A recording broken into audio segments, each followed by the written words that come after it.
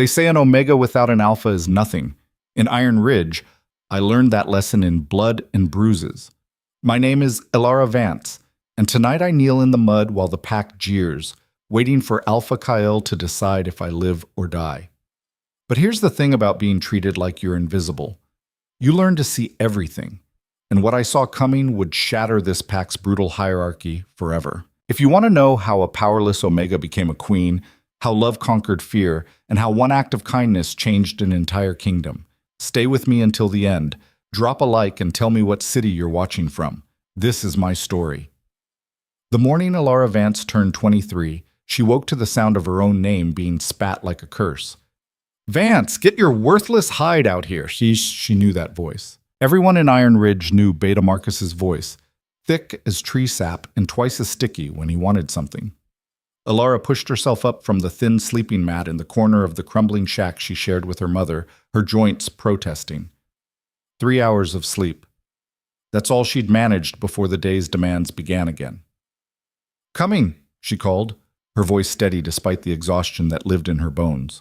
Her mother stirred in the darkness, a fragile shape beneath threadbare blankets. "Elara." "It's fine, Mama. Stay down. Keep warm." Elara pressed a kiss to her mother's fevered forehead, feeling the heat that never seemed to leave anymore. The healer had stopped coming weeks ago. No one wasted medicine on a dying woman married to a disgraced wolf who'd abandoned his pack. Elara pulled on her worn boots, the leather cracked and splitting at the seams, and stepped into the bitter pre-dawn cold of the Iron Ridge settlement.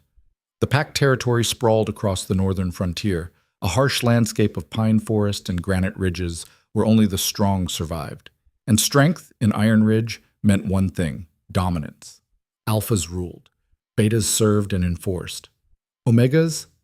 Well, Omegas like Elara existed at the mercy of everyone else. Beta Marcus stood outside the communal food hall, his thick arms crossed over his barrel chest. 2 other betas flanked him, already smirking. They knew what was coming. This was entertainment for them. "You're late," Marcus announced, loud enough for the early rising pack members to hear. Elara had been awake for less than 2 minutes. "I apologize. What do you need?" "What do I need?" Marcus's laugh was ugly. "I need Omegas who remember their place. I need workers who don't make the whole pack look weak by association. But what I've got is you." The small crowd that had gathered chuckled. Elara kept her eyes down, her hands clasped in front of her. This was survival. Take the humiliation. Endure. Protect Mama. The latrines need cleaning. The Alpha's quarters need fresh linens. The training grounds need raking. And the northern fence line needs repairs before the livestock break through again. Marcus stepped closer, his breath hot on her face. "Think you can handle that, Vance? Or should I tell Alpha Kale you're too delicate for honest work?" Elara's jaw tightened, but she kept her voice level. "I'll handle it." "Damn right you will, and you'll do it with a smile because you're lucky we even let you stay here after your father—" "That's enough, Marcus." The voice cut through the cold morning air like a blade, and the crowd immediately fell silent. Elara's heart stuttered. Alpha Kale Thorne emerged from the food hall, his presence commanding instant respect. He was everything an Alpha should be, tall, broad-shouldered, with dark hair and eyes like winter stone. Power radiated from him, the kind that made wolves instinctively bow their heads. Even now, Elara felt the urge to drop to her knees, though she fought it. Kale's gaze swept over the scene with calculated indifference. "Marcus, stop wasting time. If you have work assignments, give them and move on. We have training in an hour." Marcus immediately straightened. "Yes, Alpha. Just making sure this Omega understands her duties." "I'm sure she does." Kale's eyes landed on Elara for barely a second, just long enough for her to catch the emptiness there. He didn't care. He'd watched her suffer for years and never once intervened. To him, she was invisible, irrelevant. "Get to work, Vance." Then he turned and walked away, his betas falling in line behind him. The crowd dispersed, disappointed that the show was over. Marcus gave Elara one last sneer before following the Alpha, leaving her alone in the cold dawn. Elara released the breath she'd been holding and wrapped her arms around herself. The wind bit through her thin jacket. Her stomach growled. She hadn't eaten since yesterday morning. But the food hall would be closed to her until the higher ranks had their fill. Quiet resilience, she told herself. Kindness will matter someday. She'd been telling herself that for 5 years, since her father had disappeared and her mother had fallen ill. 5 years of being the pack's favorite target. 5 years of believing that if she just endured, if she proved her worth through tireless work, things would change. But nothing ever changed in Iron Ridge. The latrines took 2 hours to clean. The Alpha's quarters, an insult of a task considering she was never allowed near the Alpha himself, took another hour. By mid-morning, Elara's hands were raw and her back ached, but she moved on to the training grounds without complaint. The warriors were drilling in formation, their movements precise and deadly. Elara kept to the edges, raking the scattered dirt and debris while trying not to draw attention. "Pathetic form, Darren," Kale's voice boomed across the grounds. "If that were a real enemy, you'd be dead. Again." Elara glanced up despite herself. Kale stood at the center of the training ring, bare-chested despite the cold, sweat gleaming on his skin as he demonstrated a combat technique. He moved like violence made graceful, every strike purposeful and devastating.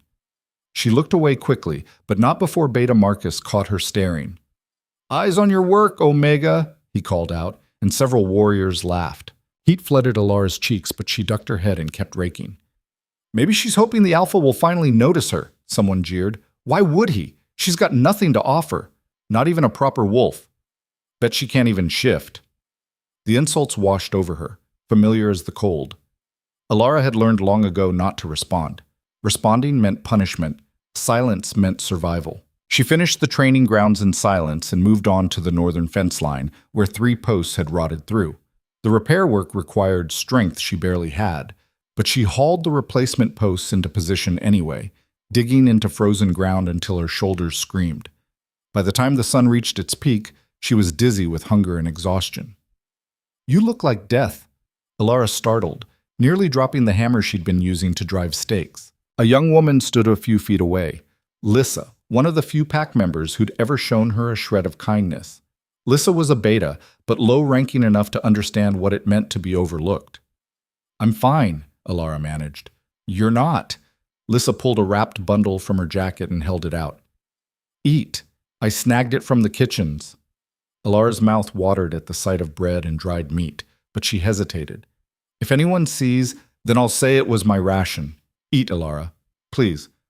The genuine concern in Lissa's voice cracked something inside Elara's chest. She took the food with trembling hands and tore into it, trying not to cry from relief. "Thank you," she whispered. Lissa crouched beside her, watching the tree line. "You can't keep doing this, working yourself to death for people who hate you. I don't have a choice. Mama needs—" "I know what your mama needs, but you won't be any good to her if you collapse." Lissa's voice dropped. "There are other packs, Elara. Smaller ones. Kinder ones. You could leave." Leave. The word hung between them like a dangerous promise. Elara had thought about it 1,000 times, late at night when the pain felt unbearable. But leaving meant abandoning her mother, and her mother was too sick to travel. "I can't," Elara said quietly. Lissa sighed. "Then at least let me help when I can. And be careful around Marcus.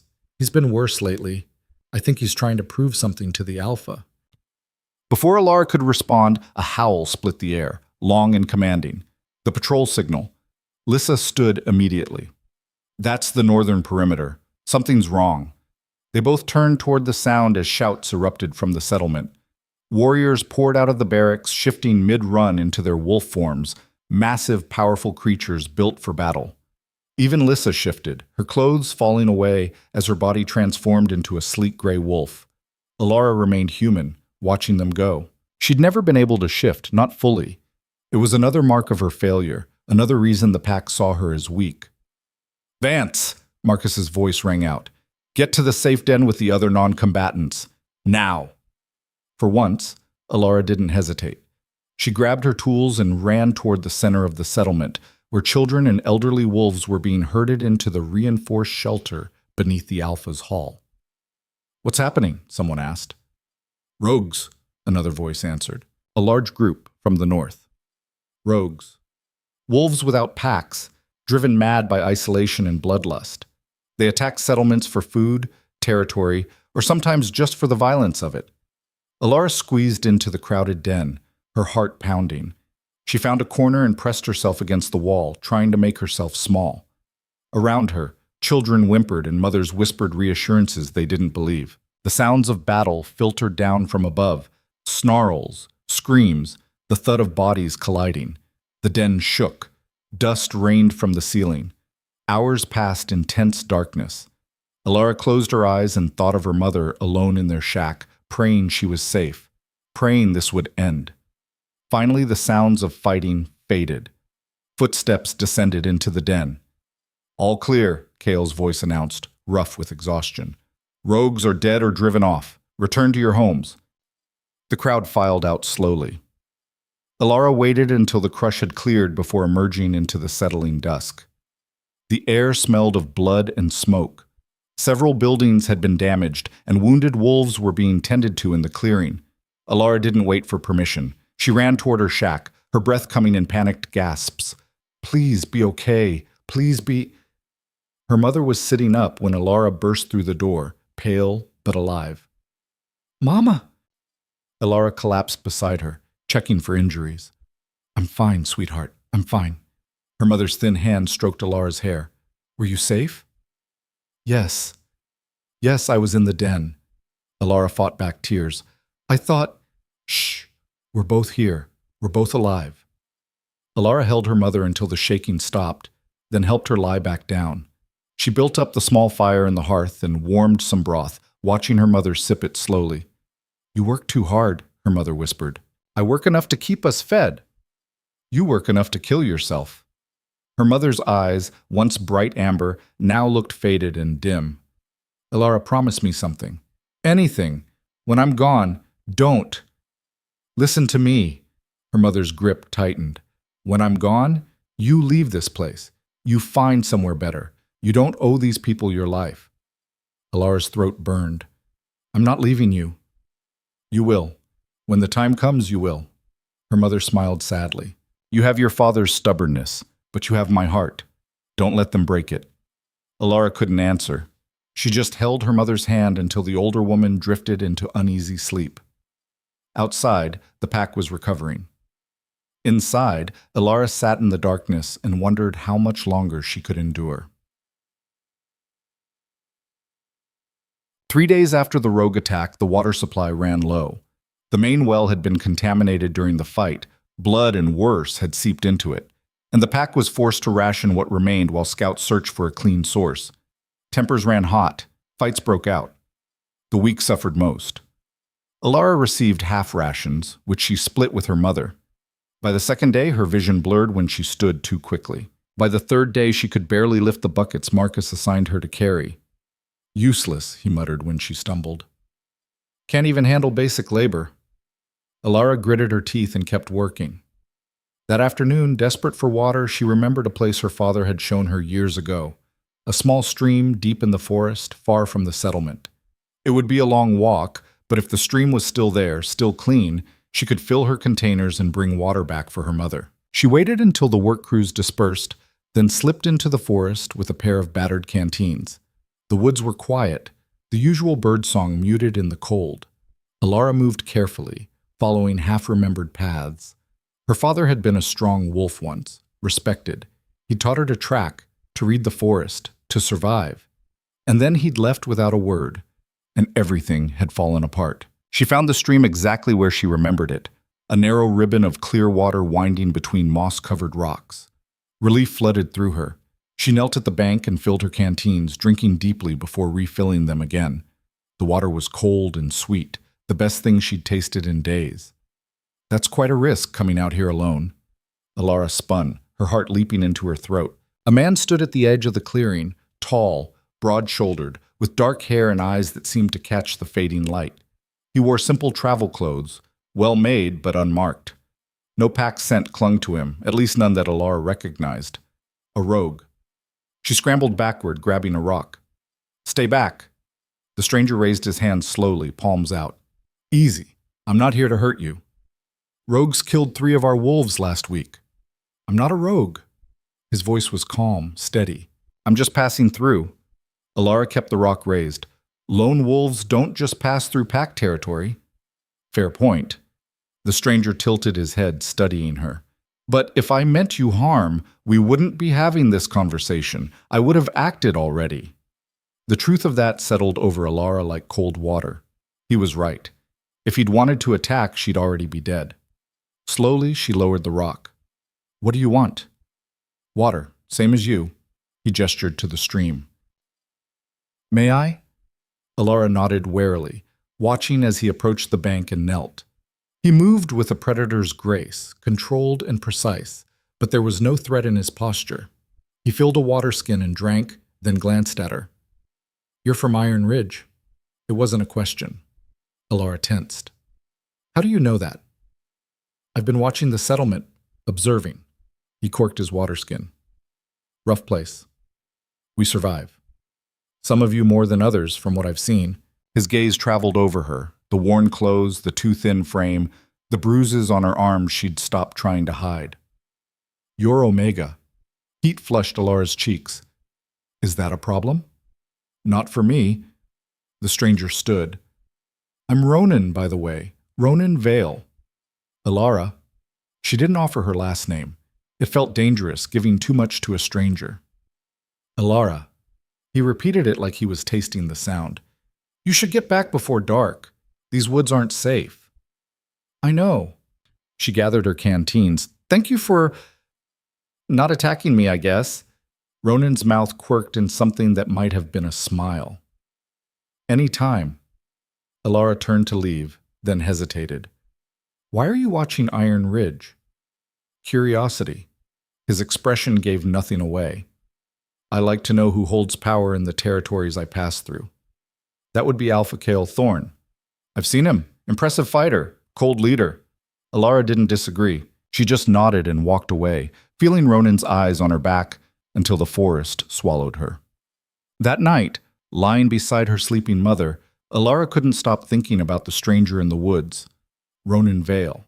He'd spoken to her like she mattered, like her being Omega was irrelevant. No one in Iron Ridge had ever done that. It was probably a trick. Rogues were clever. They lured victims with kindness before striking. But something about Ronan's calm presence had felt different. Safe, almost. Elara shook her head. She couldn't afford to trust strangers. She couldn't afford to trust anyone. Still, when she closed her eyes, she saw his face. Sharp features, dark eyes that seemed to see straight through her pretenses. And for the first time in years, she felt something other than fear. She felt seen. Over the next week, Elara returned to the stream 3 more times. She told herself it was just for the water, that the main well was still suspect. But each time, she hoped to see Ronan again. On the 4th visit, he was there. Back again, he said, as if no time had passed. Elara set down her canteens. The pack's water supply is still contaminated. And they send you to fetch it? No, this is for my mother. Understanding flickered across Ronan's face. She's ill. Yes. Has she seen a healer? Elara's laugh was bitter. Healers don't waste time on disgraced families. Ronan was quiet for a moment. Then he reached into his pack and pulled out a small cloth bundle. Give her this. It's feverfew and willow bark. Steep it in hot water twice a day. It won't cure her, but it'll help with the pain and fever. Elara stared at the bundle. Why would you? Because you asked for water, and I have medicine to spare. He pressed it into her hands. It's not complicated. But it was. Kindness was always complicated. Kindness had prices, debts, expectations. What do you want in return? Elara asked quietly. Ronan looked genuinely puzzled. Nothing. Everyone wants something. Then I'm not everyone. He stepped back. Your mother's in pain. That medicine will help. Take it or don't, but don't insult me by assuming I'm like the wolves who hurt you. The words hit Elara like a physical blow. She clutched the bundle to her chest. I'm sorry. I didn't mean... I know what you meant. Ronan's expression softened. And I understand why you'd think it, but not everyone is cruel, Elara. Some of us still believe in helping those who need it. Tears pricked Elara's eyes. She blinked them back furiously. Thank you. You're welcome. They stood in awkward silence for a moment. Then Ronan cleared his throat. I should go, but I'll be around. If you need anything, I'll manage. I'm sure you will. He shouldered his pack. But you don't have to manage alone. He left before Elara could respond, disappearing into the forest like smoke. Elara stood there for a long time, holding the medicine and feeling something crack open inside her chest. Hope. Terrifying, dangerous hope. That night, she brewed the tea exactly as Ronan had instructed. Her mother drank it slowly, and within an hour, the worst of her fever broke. She slept peacefully for the first time in weeks. Elara sat beside her, watching the firelight dance across the walls, and let herself cry. So, the next time Elara saw Ronan, he was carrying firewood. She'd been hauling a broken cart back from the fields when she spotted him near the edge of the settlement, stacking split logs beside her shack. "What are you doing?" she hissed, rushing over. "If someone sees you, then they'll see a traveler helping someone in need." Ronan didn't stop working. "Your woodpile is nearly empty. Winter's coming." "I can get my own wood." "I'm sure you can, but now you don't have to." He stacked the last log and brushed off his hands. "There. That should last you a few weeks." Elara looked at the pile. Neatly stacked, dry wood that would burn clean and hot. It would have taken her days to gather and split this much. "Ronan, you can't just... People will ask questions." "Let them." He met her eyes. "You've been taking care of everyone else. Someone should take care of you." The words broke something in Elara. She'd been so strong for so long, enduring everything, asking for nothing. And here was this stranger offering help without conditions, without cruelty. "Why?" she whispered. "Why do you care?" Ronan was quiet for a moment. "Because I've seen what happens when good people are ground down by bad systems. And I've learned that sometimes the smallest acts of kindness are the most important." Before Elara could respond, a familiar voice cut through the air. "Vance! Who the hell is that?" Beta Marcus stormed toward them, flanked by two other wolves. His face was twisted with suspicion and anger. Elara's heart sank. "He's just a traveler. I don't remember Alpha Kale granting permission for outsiders to enter our territory." Marcus's hand went to the knife at his belt. "State your business, stranger, or get out." Ronan didn't flinch. "I was passing through and noticed someone who needed help. I provided it, no harm done." "That's not for you to decide." Marcus stepped closer, aggressive. "This is pack land, pack law. You don't just waltz in and..." "Marcus!" Alpha Kale's voice cut through the confrontation like a blade. The crowd that had started to gather immediately fell silent. Kale approached slowly, his expression unreadable. His eyes moved from Ronan to the firewood to Elara, and something flickered in his gaze, something Elara couldn't quite name. "Who are you?" Kale asked Ronan. "Ronan Vale. I mean, no disrespect to your territory, Alpha.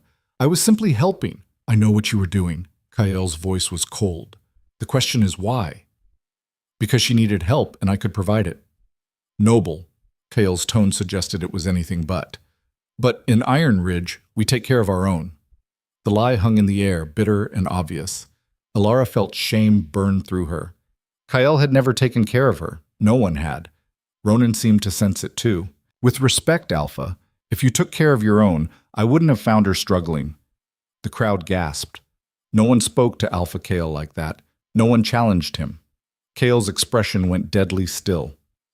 "You overstep, stranger." "Do I?" Ronan's voice remained calm, but there was steel beneath it now. "Or am I simply stating what everyone here already knows?" The tension ratcheted up to a breaking point. Elara could feel violence brewing in the air, sharp and electric. "Stop," she said, stepping between them. "Please, Ronan was just being kind. He's done nothing wrong." Kale's eyes dropped to her, and for a moment, just a moment, she saw something that looked almost like regret. Then it was gone, replaced by cold authority. "Ronan Vale, you have until sunset to leave our territory. If you're found here after dark, you'll be treated as a hostile rogue." Kale turned to Marcus. "Escort him to the border." "Wait," Elara started, but Ronan shook his head. "It's fine." He looked at her and his expression was gentle.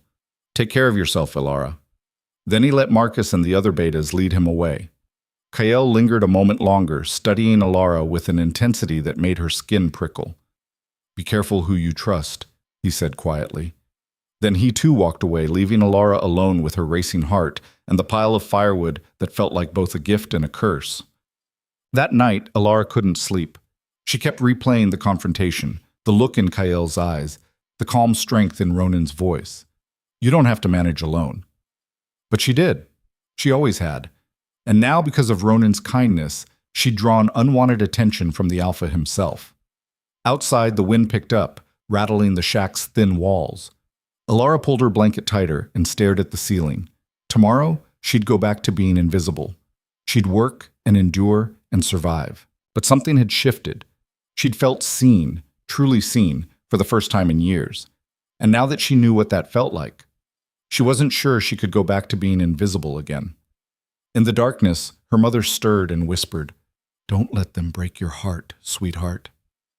Elara closed her eyes and wondered if it was already too late. The firewood lasted 3 weeks, just as Ronan had promised. Every time Elara fed a log into the hearth, she thought of him, the stranger who'd shown her kindness without asking for anything in return. 3 weeks of warmth that she hadn't had to fight for, hadn't had to earn through blood and exhaustion. But kindness in Iron Ridge always came with a price, even when the giver didn't demand payment. The pack had noticed. Of course they had. Wolves noticed everything, especially when it involved someone they already despised. "Heard your boyfriend got kicked out," one of the younger betas sneered as Elara hauled water from the newly cleaned well. "Guess even rogues have standards." Elara kept her eyes down and kept walking. "Maybe he felt sorry for you," another voice called. "Charity case and all." Laughter followed her across the settlement yard. She'd learned to let it wash over her, to become stone against the constant erosion of cruelty. But something had changed inside her since meeting Ronan. The insults still hurt, but they didn't cut quite as deep. She'd been seen. Someone had looked at her and decided she was worth helping. That knowledge was its own kind of warmth, more sustaining than any fire. Her mother's condition had improved slightly with the medicine. The fever came less frequently now, and on good days she could sit up and eat without assistance. It wasn't a cure, but it was hope. Fragile and precious as spun glass. "You're different," her mother observed one evening as Elara spooned broth into her mouth. "I'm the same as always." "No." Her mother's thin hand caught Elara's wrist. "You're standing straighter, looking people in the eye. What changed?" Elara thought about lying, then decided against it. "I met someone, a traveler. He was kind to me." Her mother's expression softened. "Kind how?" "He gave me medicine for you, brought firewood, treated me like I mattered." Elara set down the bowl. "The Alpha banished him from the territory." "Of course he did." Her mother sighed. "Kael Thorne doesn't like being shown up, especially not by outsiders who demonstrate what leadership should look like." Ronan wasn't trying to show him up, he was just helping. Which is exactly what makes it worse. Her mother settled back against the threadbare pillow. Men like Kael build their power on making others feel small. When someone comes along and lifts people up instead, it threatens everything they've built. Elara absorbed that truth silently. She'd spent so long believing that if she just worked hard enough, endured enough, Kael would eventually see her value. But maybe that had never been the point. Maybe her invisibility was the foundation his authority rested on. "Do you think you'll see this traveler again?" her mother asked. "He was ordered to leave, I doubt it." But even as she said it, something in her chest whispered otherwise. 4 days after the last log burned, Elara returned to the stream. She told herself it was practical. The settlement well was functional now, but the water tasted of metal and stone. The stream water was sweeter, cleaner. That's all this was. A practical choice. Not hope. Definitely not hope. The forest was quiet in the late afternoon, shadows lengthening between the pines. Elara picked her way along the familiar path, her empty canteens bumping against her hip. The air smelled of approaching snow, sharp and clean. She reached the clearing and stopped. Ronan sat on a flat boulder beside the stream, whittling a piece of wood with a small knife. He looked up as she emerged from the trees, and something in his expression suggested he'd been waiting. "You came back," Elara said, her heart doing something complicated in her chest. "So did you." Ronan set down the knife and wood. "I was hoping you would. The Alpha banished you. The Alpha banished me from the settlement. These woods are large, plenty of room to avoid notice. He gestured to the space beside him. Sit, unless you'd rather I leave. Elara should have told him to go, should have protected him from the consequences of defying Kael's order. But instead she found herself crossing the clearing and settling onto the boulder, leaving a careful foot of space between them. How's your mother? Ronan asked. Better. The medicine helped. Elara filled her canteens, grateful for something to do with her hands. The fever's less frequent now. Good. That's good. He picked up the piece of wood again, his hands moving with practiced ease. I brought more, just in case. It's in my pack. You didn't have to do that. I know. He glanced at her. But I wanted to. They sat in comfortable silence for a while, listening to the stream's gentle burble. Elara watched Ronan's hand shape the wood, revealing what looked like a small bird taking flight. Why are you still here? She asked finally. You could go anywhere. Find a pack that would welcome you. Why risk staying near Iron Ridge? Ronan was quiet for a long moment. Honestly? Please. Because I keep thinking about you going back there, to people who treat you like you're nothing. He set down the carving and turned to face her fully. And it bothers me more than it should. Elara's breath caught. You don't even know me. I know enough. I know you're strong enough to endure cruelty without becoming cruel yourself. I know you take care of your mother even when it costs you everything. I know you're kind to strangers even when you have every reason not to be. His dark eyes held hers. I know more than you think. You see what you want to see. No, I see what's actually there. The question is why no one else does. Because they don't want to, Elara thought. Because it's easier to have someone to despise, someone to kick when you're feeling powerless yourself. Because the hierarchy only works if someone's at the bottom. It doesn't matter, she said quietly. This is my life. My pack. Is it? Do they treat you like pack? The question hit like a punch. Elara looked away, blinking against sudden tears. Where else would I go? Anywhere. Everywhere. Ronan leaned closer. Elara, you're not bound to Iron Ridge. You could leave tomorrow and never look back. My mother could come with you. I'd help. I know healers in other territories, people who could actually treat her properly. It was too much, too tempting, too dangerous to even consider. You're talking about abandoning my pack, Elara said.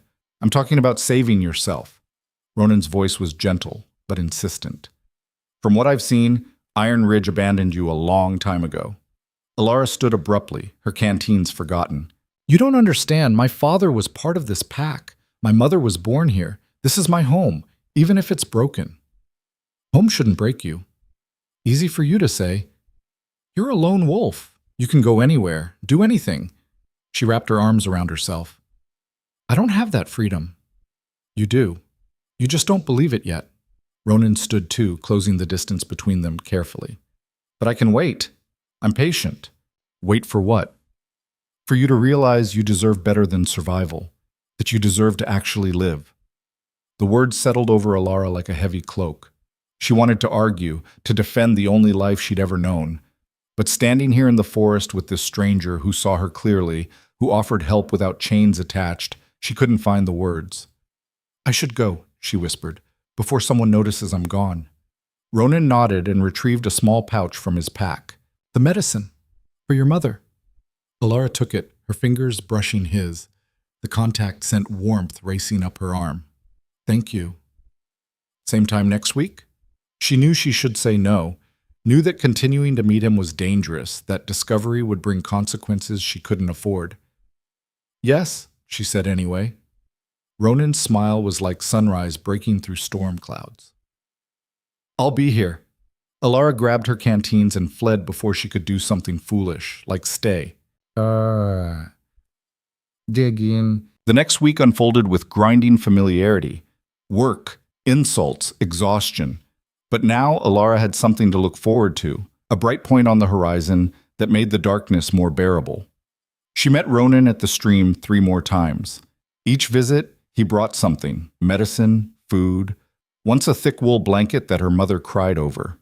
They talked about everything and nothing, He told her stories of other packs he'd visited, territories where Omegas were valued, where strength meant more than just physical dominance. There's a pack in the Western Mountains, he said during their fourth meeting. They're led by a woman, Alpha Sarah. She believes in leading through wisdom rather than fear. Elara tried to imagine it and couldn't. That sounds like a fantasy. It's real. I've been there. Ronan leaned against a tree, his posture relaxed. The Omegas there are protected, respected. They're seen as the heart of the pack, not its burden. Then why would you ever leave? Something flickered across Ronan's face, an emotion Elara couldn't quite read.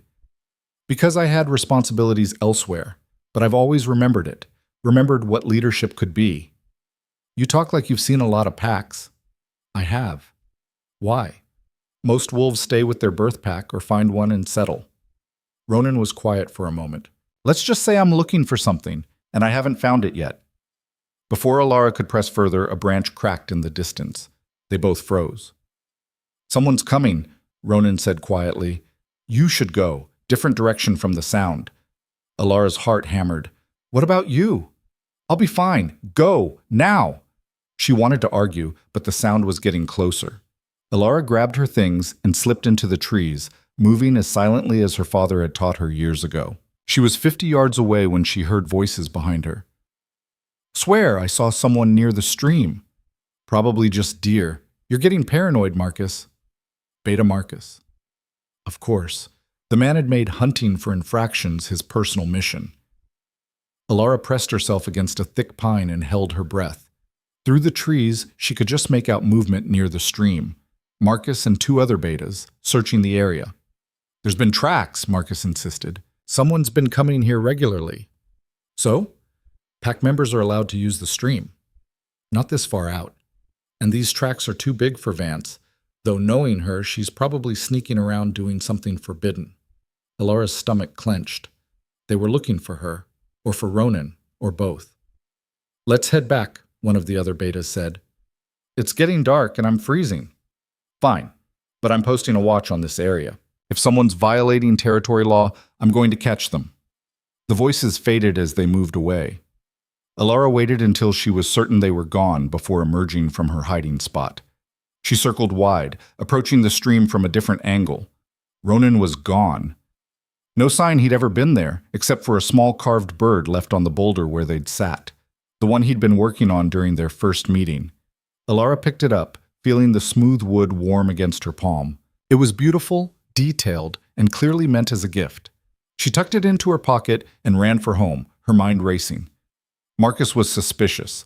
It was only a matter of time before he found evidence, before the fragile safety of these meetings shattered.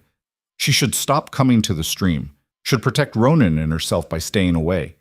But even as she thought it, she knew she wouldn't.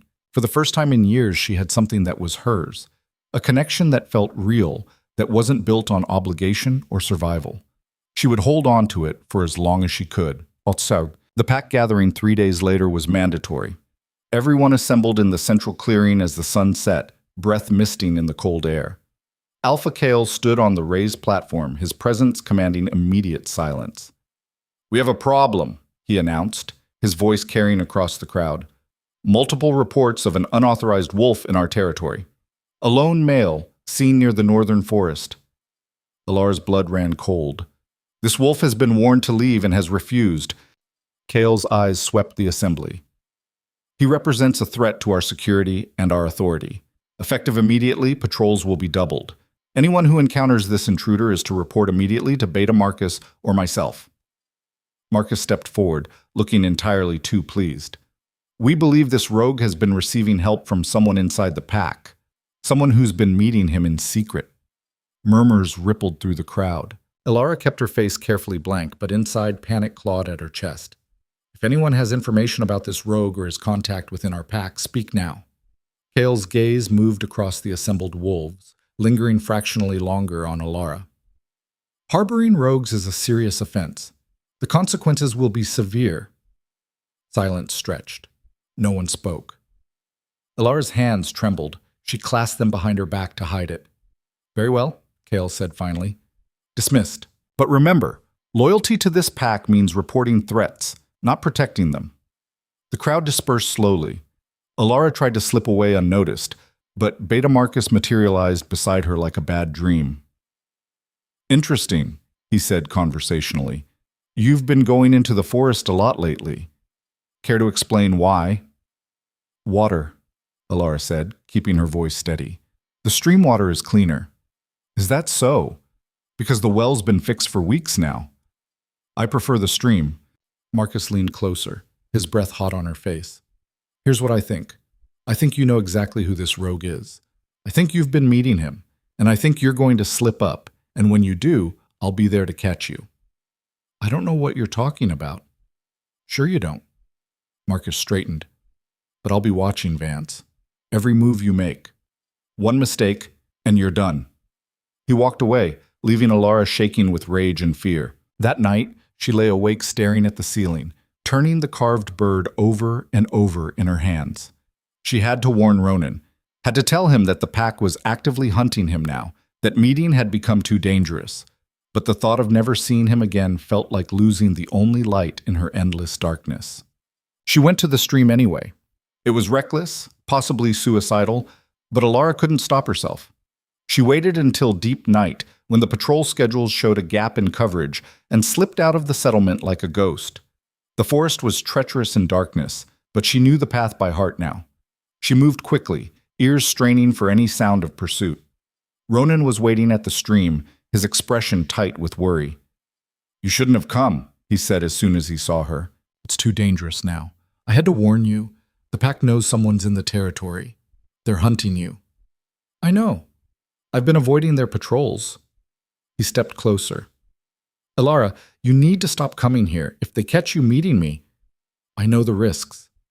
I don't think you do. Ronan's hands gripped her shoulders gently. They'll punish you, severely. Is that worth it?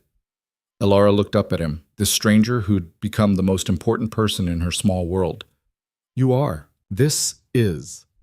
Something shifted in Ronan's expression, surprise giving way to something deeper, more complex. You can't say things like that, he said quietly. Why not? It's true. Elara felt reckless, bold in a way she'd never been before.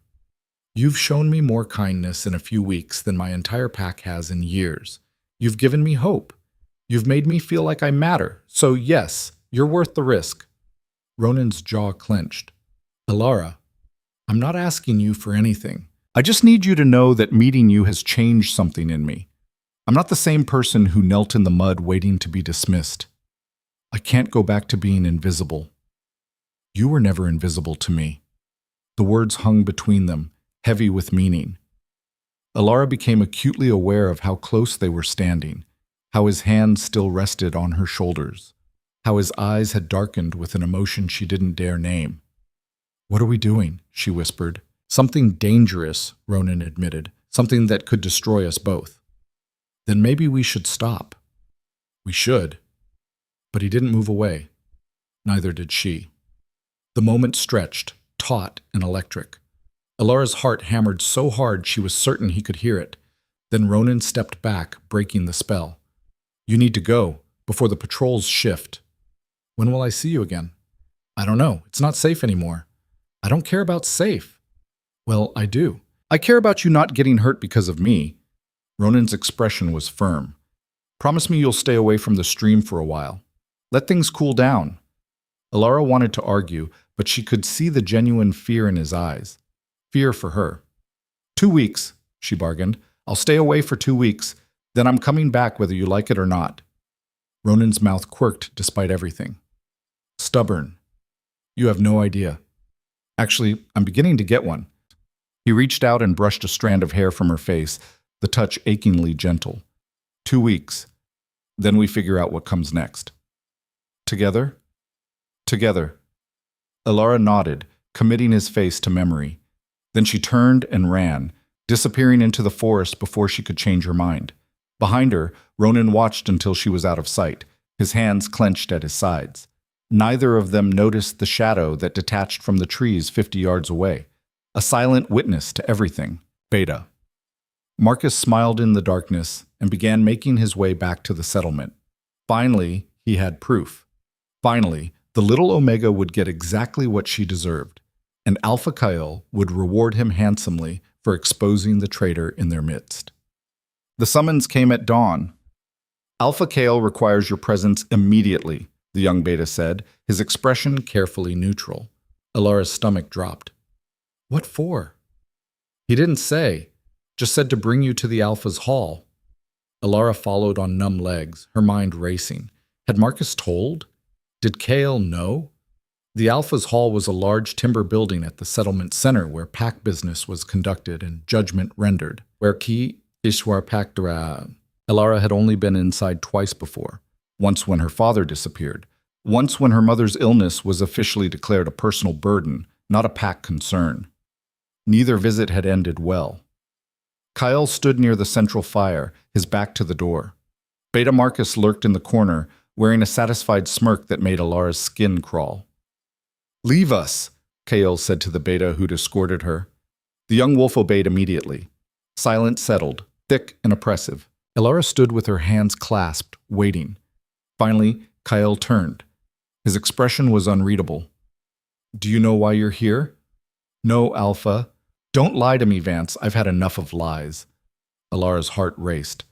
I'm not lying. Beta Marcus tells me you've been meeting with the rogue, the one I explicitly banished from this territory. Kale's voice was dangerously quiet. Is this true? Every instinct screamed at Elara to deny it. But she was tired of cowering, tired of lying, tired of making herself small for people who would hate her regardless. Yes, she said. Marcus's smile widened. Kale's expression remained stone. Yes, Kale repeated, just like that. No excuses, no explanations. Would it matter if I gave them? Probably not. But I'm curious. Why would you defy a direct order from your Alpha? Why would you risk exile, or worse, for some rogue you barely know? Elara lifted her chin. Because he treated me like I mattered. Because he showed me kindness without expecting anything in return. Because in a few weeks, he gave me more respect than this pack has given me in 5 years. The words rang out, sharp and clear. Marcus hissed with anger, but Kyle raised a hand to silence him. So you admit you value this stranger's opinion over your Alpha's authority, Kale said. I admit that I value being treated like a person over being treated like dirt. Careful, Omega. Marcus stepped forward. You're already in enough trouble without adding insubordination to the list. Insubordination? Elara laughed, the sound bitter. You want to talk about insubordination? How about the fact that I work harder than anyone in this pack and receive half the rations? How about the fact that my mother was denied medical care because my father left? How about the fact that I've endured years of abuse and humiliation and not one of you did anything to stop it? Your father was a deserter, Marcus started. My father was struggling, and instead of helping him, you drove him away. Elara's control snapped, and you've been punishing me for his choices ever since. So forgive me if I don't particularly care about your rules or your authority when you've never once used that authority to protect me. The hall fell silent. Marcus looked ready to attack, but Kyle simply stared at Elara with an expression she'd never seen before. You're right, he said quietly. Elara blinked. What? You're right. This pack failed you. I failed you. Kale's jaw tightened. Your father was my friend once. When he left, I should have protected his family. Instead, I let the pack's anger fall on you and your mother. That was wrong. It was the last thing Elara had expected. An apology from Alpha Kale Thorne, who never apologized to anyone. Why? She asked. Why did you let it happen? Because I was angry too, because his desertion made me look weak, and I needed someone to blame. Kale's expression was raw. And you were convenient, powerless, unable to fight back, the perfect target for everyone's frustration. The honesty was staggering. Elara didn't know what to say. But that ends now, Kale continued. Your punishment for meeting the rogue will be light. Extra work detail for a month, nothing more. Alpha, that's too lenient, Marcus protested. I didn't ask for your opinion, Beta. Kale's voice turned hard. And you're dismissed. This conversation is private. Marcus looked like he wanted to argue, but one glance at Kale's face changed his mind. He left, slamming the door behind him. Alone now, Kyle stepped closer to Elara. The rogue, Ronan Vale. What is he to you? Elara considered lying, then decided against it. A friend, maybe more. I don't know yet. Do you love him? The question caught her off guard. I barely know him. That's not what I asked. Elara met Kael's eyes. Why does it matter? Because I need to know if you'll fight for him, if he's worth the risk you're taking. He is. Kael nodded slowly, as if confirming something. Then I'll tell you the truth. The patrols aren't just looking for any rogue. They're looking for someone specific, someone dangerous. Ronan's not dangerous. Isn't he? Kael's expression was grave.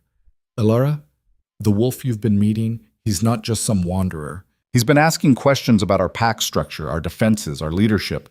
That's not casual curiosity, that's reconnaissance. Fear bloomed in Elara's chest. You're wrong. I hope I am, but until I know for certain, he's a threat. Kael's voice softened. I'm telling you this as a warning. Be careful who you trust. Sometimes kindness is just another form of manipulation. He's not manipulating me. Then prove it. Bring him to me. Let him explain his presence here openly, without hiding.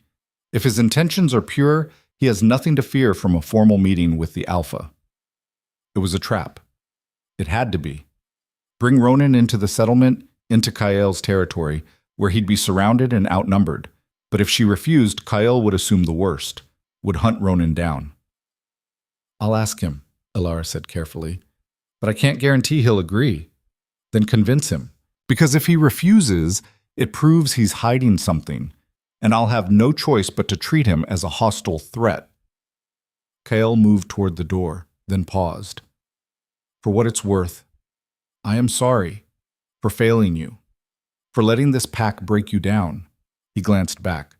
But my first responsibility is to Iron Ridge's safety, even if that means protecting us from someone you care about. He left, leaving Elara alone in the hall with her racing thoughts. She had to warn Ronan, had to tell him about Kael's ultimatum. But more than that, she had to know the truth. Was Ronan really just a kind stranger? Or was Kael right to be suspicious? For the first time since meeting him, doubt crept into Elara's heart, and she hated how easily it took root. The doubt lasted exactly 3 hours. 3 hours of Elara pacing the cramped confines of her shack, watching her mother sleep, turning Kael's words over and over in her mind like stones she couldn't quite fit together. Reconnaissance. Manipulation. Threat. The words felt wrong, ill-fitting against everything she knew about Ronan. But what did she really know? A few conversations, some gifts, kindness that felt real but could have been calculated. Then she remembered his eyes when he'd touched her face, the way he'd stepped back even when the air between them crackled with want, the gentleness in his hands when he'd given her medicine for her mother. No, Kael was wrong, or lying, or testing her. She grabbed her cloak and slipped out into the night. The settlement was quiet, most wolves already asleep or on patrol. Elara knew the guard rotations by heart now, had memorized them out of necessity during these past weeks of secret meetings. There was a 17-minute window when the northern perimeter went uncovered as shifts changed. She had 12 minutes to reach the forest. The cold bit through her thin clothing as she ran, her breath coming in white puffs. Snow had begun to fall, light flakes that would cover her tracks within the hour. Good. She needed that small mercy. The forest swallowed her into its shadows, familiar now as her own heartbeat. She moved quickly but carefully, aware that Marcus would have doubled patrols after this morning's confrontation. Every snapping branch made her freeze. Every distant sound sent her heart racing. The stream clearing appeared through the trees and Elara's steps faltered. Ronan stood at the water's edge, his back to her, shoulders tense. He looked different somehow, more dangerous, more controlled, like he was holding something massive just beneath the surface. You shouldn't have come, he said without turning around. It's not safe. I had to warn you. Elara stepped into the clearing. Kael knows about us, about our meetings. I know. I heard the patrols talking. Now Ronan turned, and his expression was grave. You need to stop coming here, Elara. This has gotten too dangerous. Kael wants to meet you, formally. He said if you have nothing to hide, you should come to the settlement and explain your presence. Ronan's laugh was sharp and humorless. A trap. That's what I thought. But he also said, Elara hesitated. He said you've been asking questions about pack structure, defenses, leadership. Is that true? The silence that followed felt like falling. Yes, Ronan said finally. The admission hit Elara like a physical blow. Why? Because I needed to understand what I was dealing with. What kind of alpha runs Iron Ridge? What kind of pack would treat someone like you the way they have? Ronan moved closer, his movements careful. Elara, I haven't lied to you, but I haven't told you everything either. Then tell me now. Her voice came out steadier than she felt. Who are you really? Ronan was quiet for a long moment, studying her face. Then he seemed to come to a decision. I'm not just a traveler. He stopped, jaw clenching. I'm someone who's been looking for something specific, and I found it here. What? What did you find? You. The word hung between them, heavy with meaning Elara didn't understand. I don't know what that means, she whispered. It means I came to Iron Ridge for one reason and stayed for another. Ronan's hands clenched at his sides. It means everything got complicated the moment I saw you at that stream, exhausted and kind despite everything. It means I've been trying to figure out how to tell you the truth without losing you. What truth? You're not making sense. The truth is that I'm not some nobody wanderer. The truth is I have responsibilities, power, a position that would terrify you if you knew. Ronan's expression was raw. The truth is, I was supposed to observe Iron Ridge and move on. But then I met you, and moving on became impossible. Elara's heart hammered. What position? What power? Before Ronan could answer, a branch cracked in the darkness. They both spun as figures emerged from the trees. 5 wolves in human form, weapons drawn. Beta Marcus led them, his smile vicious in the moonlight. Well, well, caught in the act. His eyes moved between them. The Alpha's going to love this. Marcus, wait, Elara started. Shut up, Omega. You've done enough damage. Marcus jerked his chin at the other betas. Take him. Alive if possible, but I won't cry if he resists. The betas moved forward. Ronan shifted his stance, and suddenly the air around him changed, thickened with a power that made Elara's knees weak. I wouldn't recommend that, Ronan said quietly, but his voice carried an authority that froze the advancing wolves mid-step. Marcus laughed nervously. Tough words for someone outnumbered 5-1. Is that what you think this is? Something flickered in Ronan's eyes. Something ancient and dangerous. You have no idea what you're dealing with. Then enlighten us, rogue. I'm not a rogue. Ronan's voice dropped, resonant with command. I'm an alpha, and you just made a serious mistake. The power that rolled off him then was like a physical wave. The betas stumbled back, their wolves instinctively recognizing the dominant force. Even Marcus paled. But he recovered quickly, weapon raising. I don't care what you claim to be. You're trespassing, and you're coming with us. No, Ronan said simply. I'm not. Marcus lunged. Ronan moved faster than Elara's eyes could track, catching Marcus's wrist and twisting. The beta cried out, weapon falling. In 3 efficient movements, Ronan had Marcus on the ground, arm locked behind his back. The other betas attacked as one. Ronan met them with brutal efficiency, each strike precise and devastating. These were trained warriors, but they moved like children compared to him. Within seconds, all 5 lay groaning in the snow. Elara stood frozen, watching this stranger, this man she'd thought she knew, dismantle Iron Ridge's best fighters like they were nothing. Ronan straightened, breathing hard. Blood dripped from a cut on his cheek, but he was otherwise unharmed. He turned to Elara, and the power still radiated from him, making the air shimmer. I'm sorry you had to see that, he said. Who are you? Elara's voice shook. I told you, I'm an alpha. That's not an answer. Lots of wolves are alphas. Not like me. Ronan's expression was pained. Elara, I'm the Alpha King. I rule the Northern Territories, all of them. The words didn't make sense, couldn't make sense. The Alpha King was a myth, a story told to pups. A powerful wolf who supposedly controlled all the packs in the northern frontier, maintaining order and settling disputes. But no one Elara knew had ever actually seen him. That's impossible, she whispered. I wish it were. Ronan took a step toward her. She took a step back.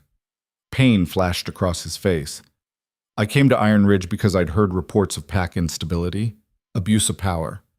I wanted to see for myself before intervening. So you were spying? I was observing. There's a difference. And me? Was I part of your observation?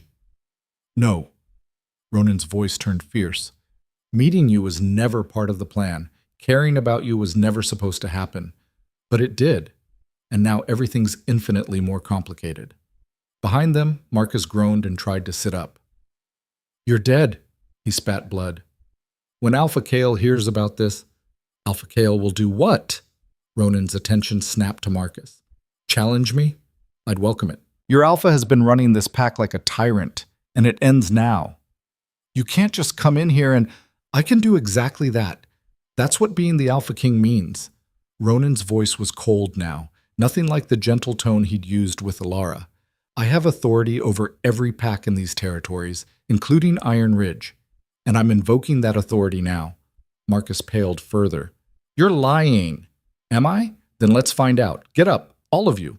You're going to escort me to your Alpha, and we're going to have a conversation about leadership. He'll kill you, Marcus said, but there was uncertainty in his voice now. He can try. Ronan's eyes found Elara's again. You should go home. This doesn't concern you. Doesn't concern me? Elara's shock was giving way to anger. You've been lying to me for weeks, manipulating me. I never manipulated you. Every word I said was true. You let me think you were nobody. You let me pour out my heart to a stranger when you're... She couldn't even finish the sentence. The Alpha King, the most powerful wolf in the territories, and she'd been meeting him in secret like a fool. I let you see the real me, Ronan said quietly. Without the title, without the power, without any of the things that make people treat me like I'm more than a person. With you, I could just be Ronan. But you're not just Ronan. You never were. I am with you. That's the only time I get to be. His expression was desperate now. Elara, please, let me handle this situation with KL, and then we can talk. Really talk. I'll tell you everything. I don't want to talk to you. The words came out colder than she'd intended, but she couldn't take them back. Couldn't face the enormity of what he'd just revealed, what it meant for her, for them, for the fragile hope she'd built over these stolen meetings. She turned and ran, ignoring Ronan calling her name. Behind her, she heard Marcus laugh weakly. Looks like even Omegas have standards. And then a thud and silence. Elara didn't remember the run home. One moment she was fleeing the clearing, the next she was bursting into her shack, gasping for breath. Her mother sat up, alarmed. Elara, what happened? He's the Alpha King, Elara choked out. Ronan, he's the Alpha King. Her mother went very still. Are you certain? He said so himself, and he fought off 5 betas like they were nothing. Mama, what do I do? Her mother was quiet for a long moment. Then she did something unexpected. She smiled. You do nothing. You let the powerful men handle their powerful business, and you stay out of it. But he lied to me. Did he? Or did he simply not tell you something that would have changed how you saw him? Her mother reached for Elara's hand. Sometimes people hide their titles because they want to be seen for who they are, not what they are. It's not the same thing, isn't it? If he'd told you on that first day that he was the Alpha King, would you have talked to him, accepted his help, let yourself trust him? Elara wanted to say yes, but she couldn't. The answer was no. She would have been terrified, certain he was testing her or manipulating her for some political game. He should have told me, she whispered. Perhaps. But love makes us foolish sometimes. I don't love him. Her mother's smile turned knowing. Don't you? Before Elara could answer, shouting erupted from the direction of the settlement center. Both women froze. That's coming from the Alpha's hall, her mother said. Elara moved to the door, peering out. Lights blazed in the central clearing, and wolves were gathering, drawn by the commotion. She could see Marcus and the other betas stumbling into the settlement, bloodied and furious. And behind them, walking with the calm confidence of someone who owned the world, came Ronan.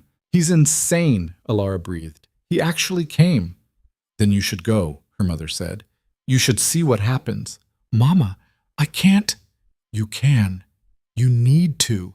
This concerns you more than anyone." Her mother's expression was serious now. "This man, this Alpha King, he came here for you. The least you can do is witness what he's willing to risk."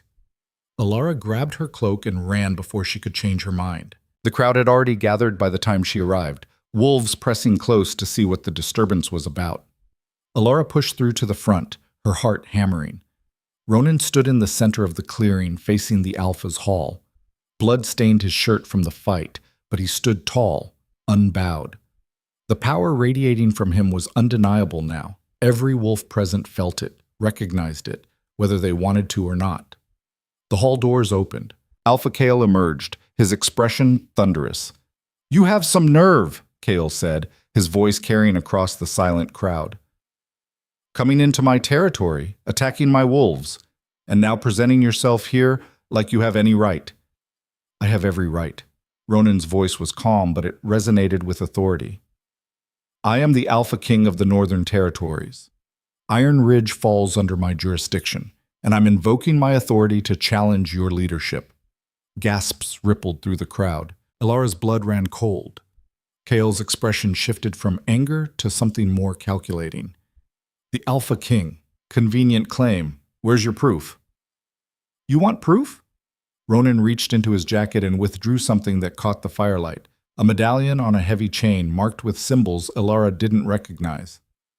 "This is the sovereign mark, passed down through the royal bloodline. Every pack alpha in the north knows it." Kale's face went white. Around the clearing, the older wolves murmured recognition. Even Beta Marcus, who'd been so confident before, now looked terrified. "It's really him," someone whispered. "The Alpha King is here." "Why? Why would he come to Iron Ridge?" Kyle recovered his composure with visible effort. "Even if you are who you claim, you have no right to interfere with pack governance. The old laws give me the right to intervene when alphas abuse their power." Ronan cut him off. "And you've been abusing yours for years, Kale Thorne. I've witnessed it firsthand. The mistreatment of omegas, the culture of fear and cruelty, the way you've let your betas terrorize pack members for personal amusement. That's pack business. It's my business when it violates the codes we all swore to uphold." Ronan's eyes swept the crowd, landing briefly on Elara before returning to Kyle. "You've created a hierarchy built on suffering. You've forgotten that an alpha's duty is to protect all pack members, not just the strong ones." "Easy words from someone who doesn't have to maintain order in a frontier pack," Kyle shot back. "You sit in your comfortable territory and judge us for surviving however we can. I judge you for choosing cruelty when kindness was possible, for punishing the weak instead of lifting them up." Ronan stepped forward. "And I'm giving you a choice now. Step down voluntarily, or I challenge you for leadership of Iron Ridge." The crowd erupted in shocked whispers. Elara couldn't breathe. Kale's jaw clenched. "You would take my pack?" "I would free your pack from a tyrant." Ronan's voice was hard. "Choose, Kale. Do this the easy way or the hard way." For a moment, Kale looked like he might back down. Then his eyes found Elara in the crowd, and something ugly twisted his features. "This is about her, isn't it? The Omega." "You're doing all this for some worthless—" Ronan moved before Kyle could finish the insult, crossing the distance between them in a blur. His hand closed around Kyle's throat, lifting the other alpha onto his toes. "Choose your next words very carefully," Ronan said, his voice deadly quiet. "Because I'm giving you one chance to walk away from this with your dignity intact. Insult her again, and I'll make sure you leave with nothing." Kale's face purpled, but he managed to rasp out, "Challenge accepted."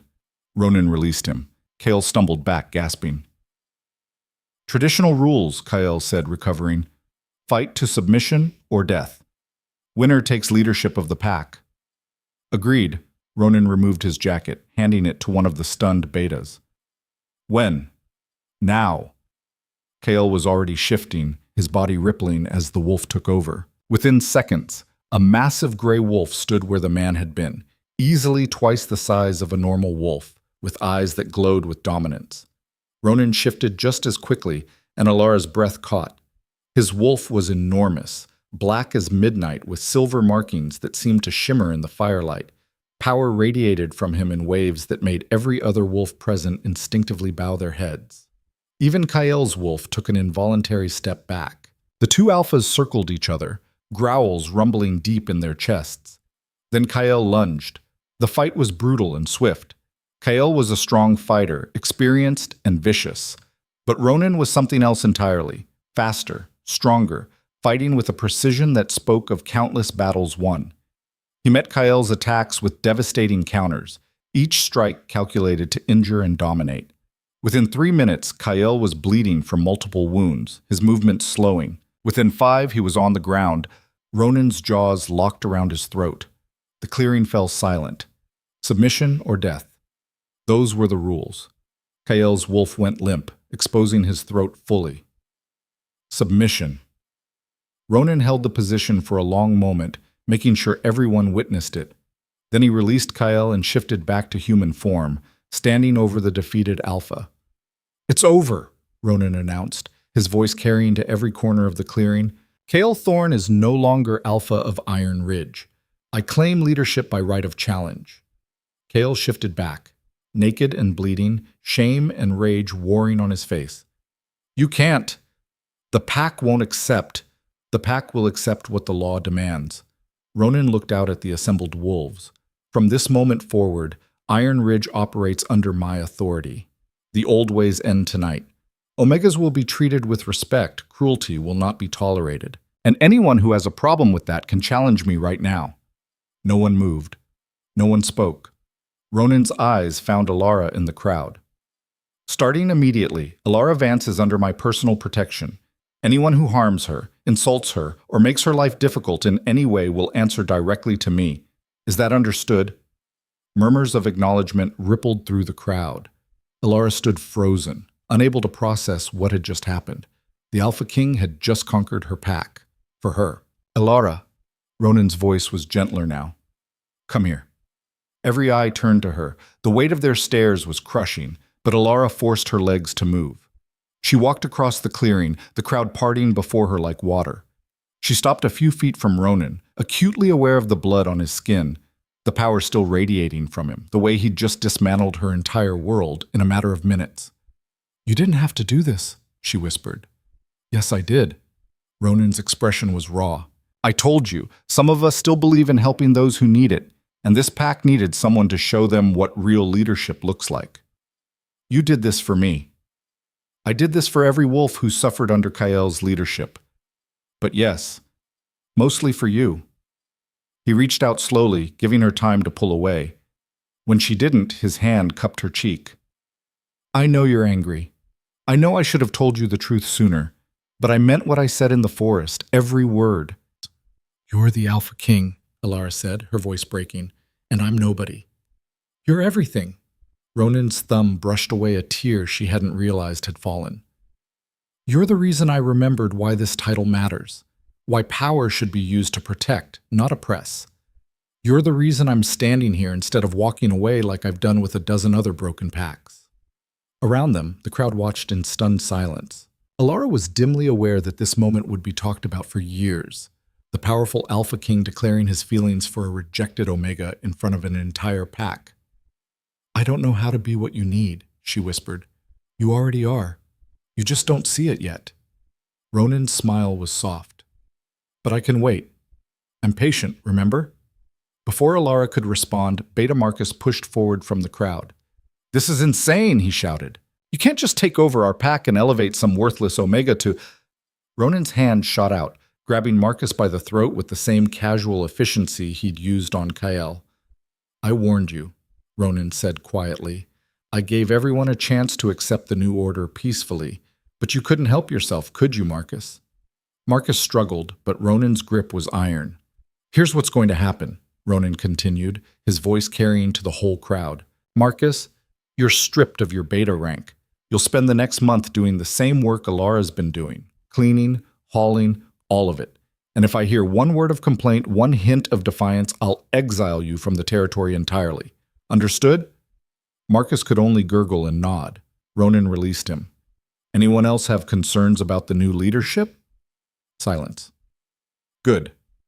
Ronan turned back to Elara. "Come on. We need to talk, privately." He started walking toward the forest, clearly expecting her to follow. Elara looked back at the crowd, at the shocked faces, the fearful expressions, the way everyone now looked at her like she was something precious instead of something to be kicked.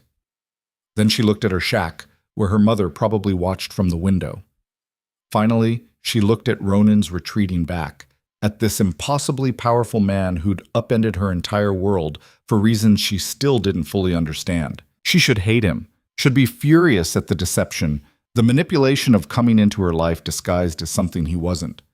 But as she watched him walk away, all she felt was the same thing she'd felt at the stream, seen, valued, protected, loved, maybe.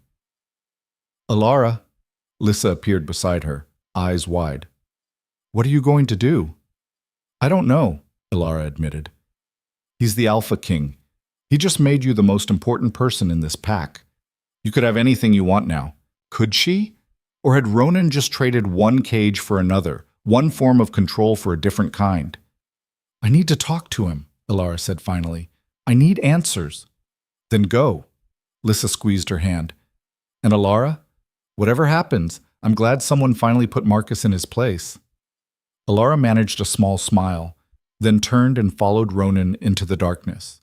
She found him at the stream, of course it was the stream, standing with his back to her, shoulders tight with tension. You came, he said without turning. Did you think I wouldn't?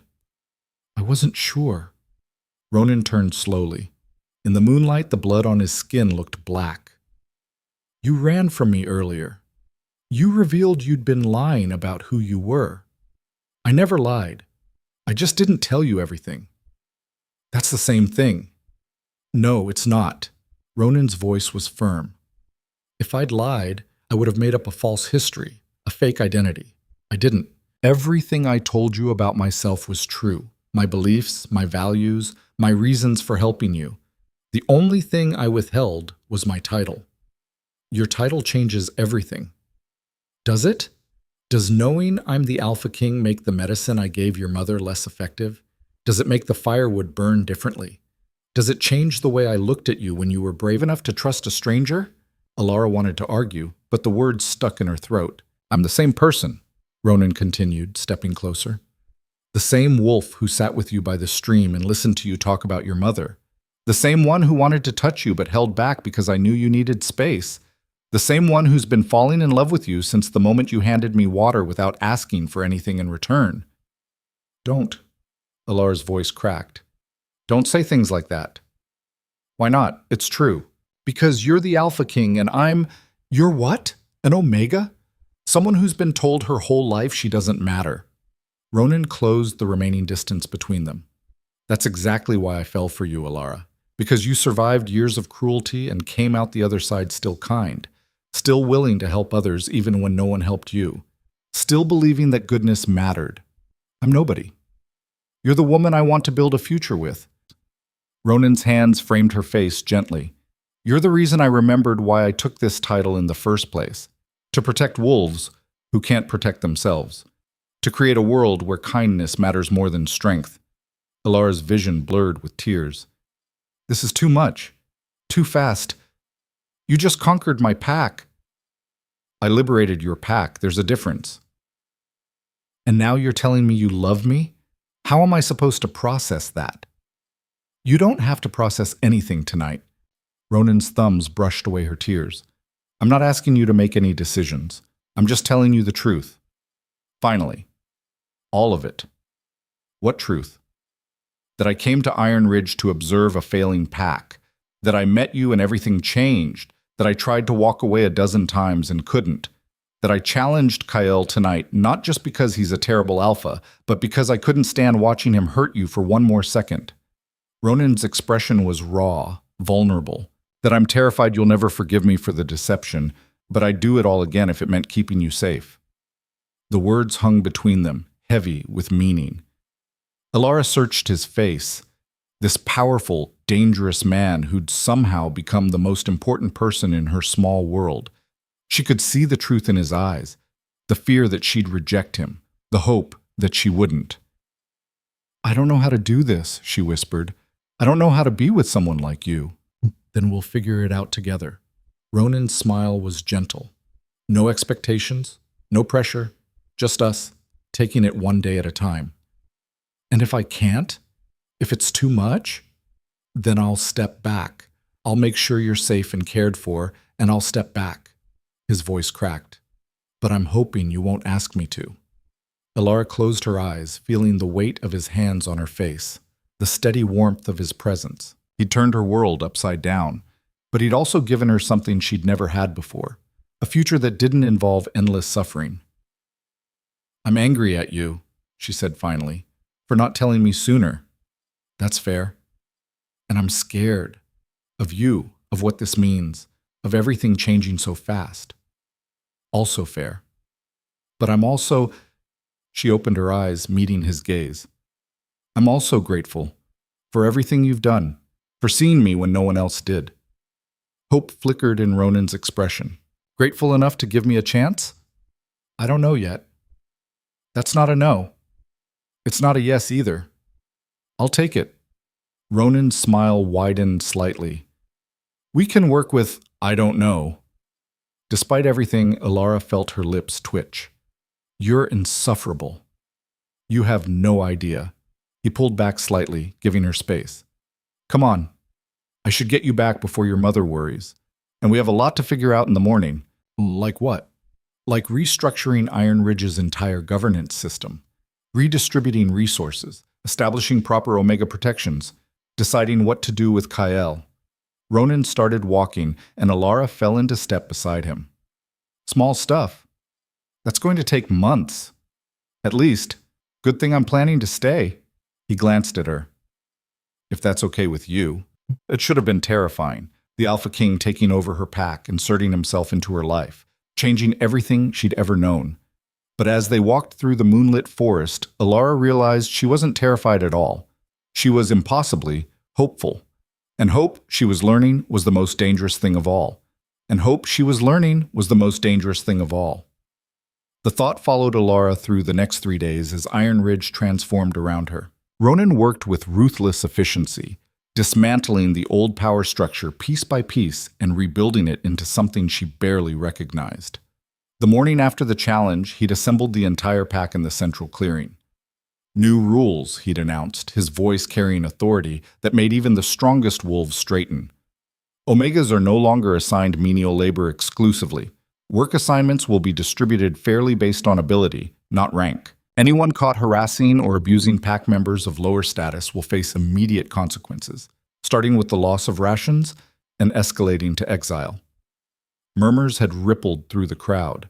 Beta Marcus, sporting bruises from his earlier encounter with Ronan, had looked murderous but stayed silent. Healers will treat all pack members equally, regardless of family history or social standing. Medical care is a right, not a privilege. Ronan's eyes had found Elara in the crowd. And anyone who has complaints about the new system can bring them directly to me. I'll be here for the foreseeable future, overseeing the transition. That last part had sent whispers racing through the assembly. The Alpha King, staying in Iron Ridge, unheard of. But Elara had known the truth. He was staying for her.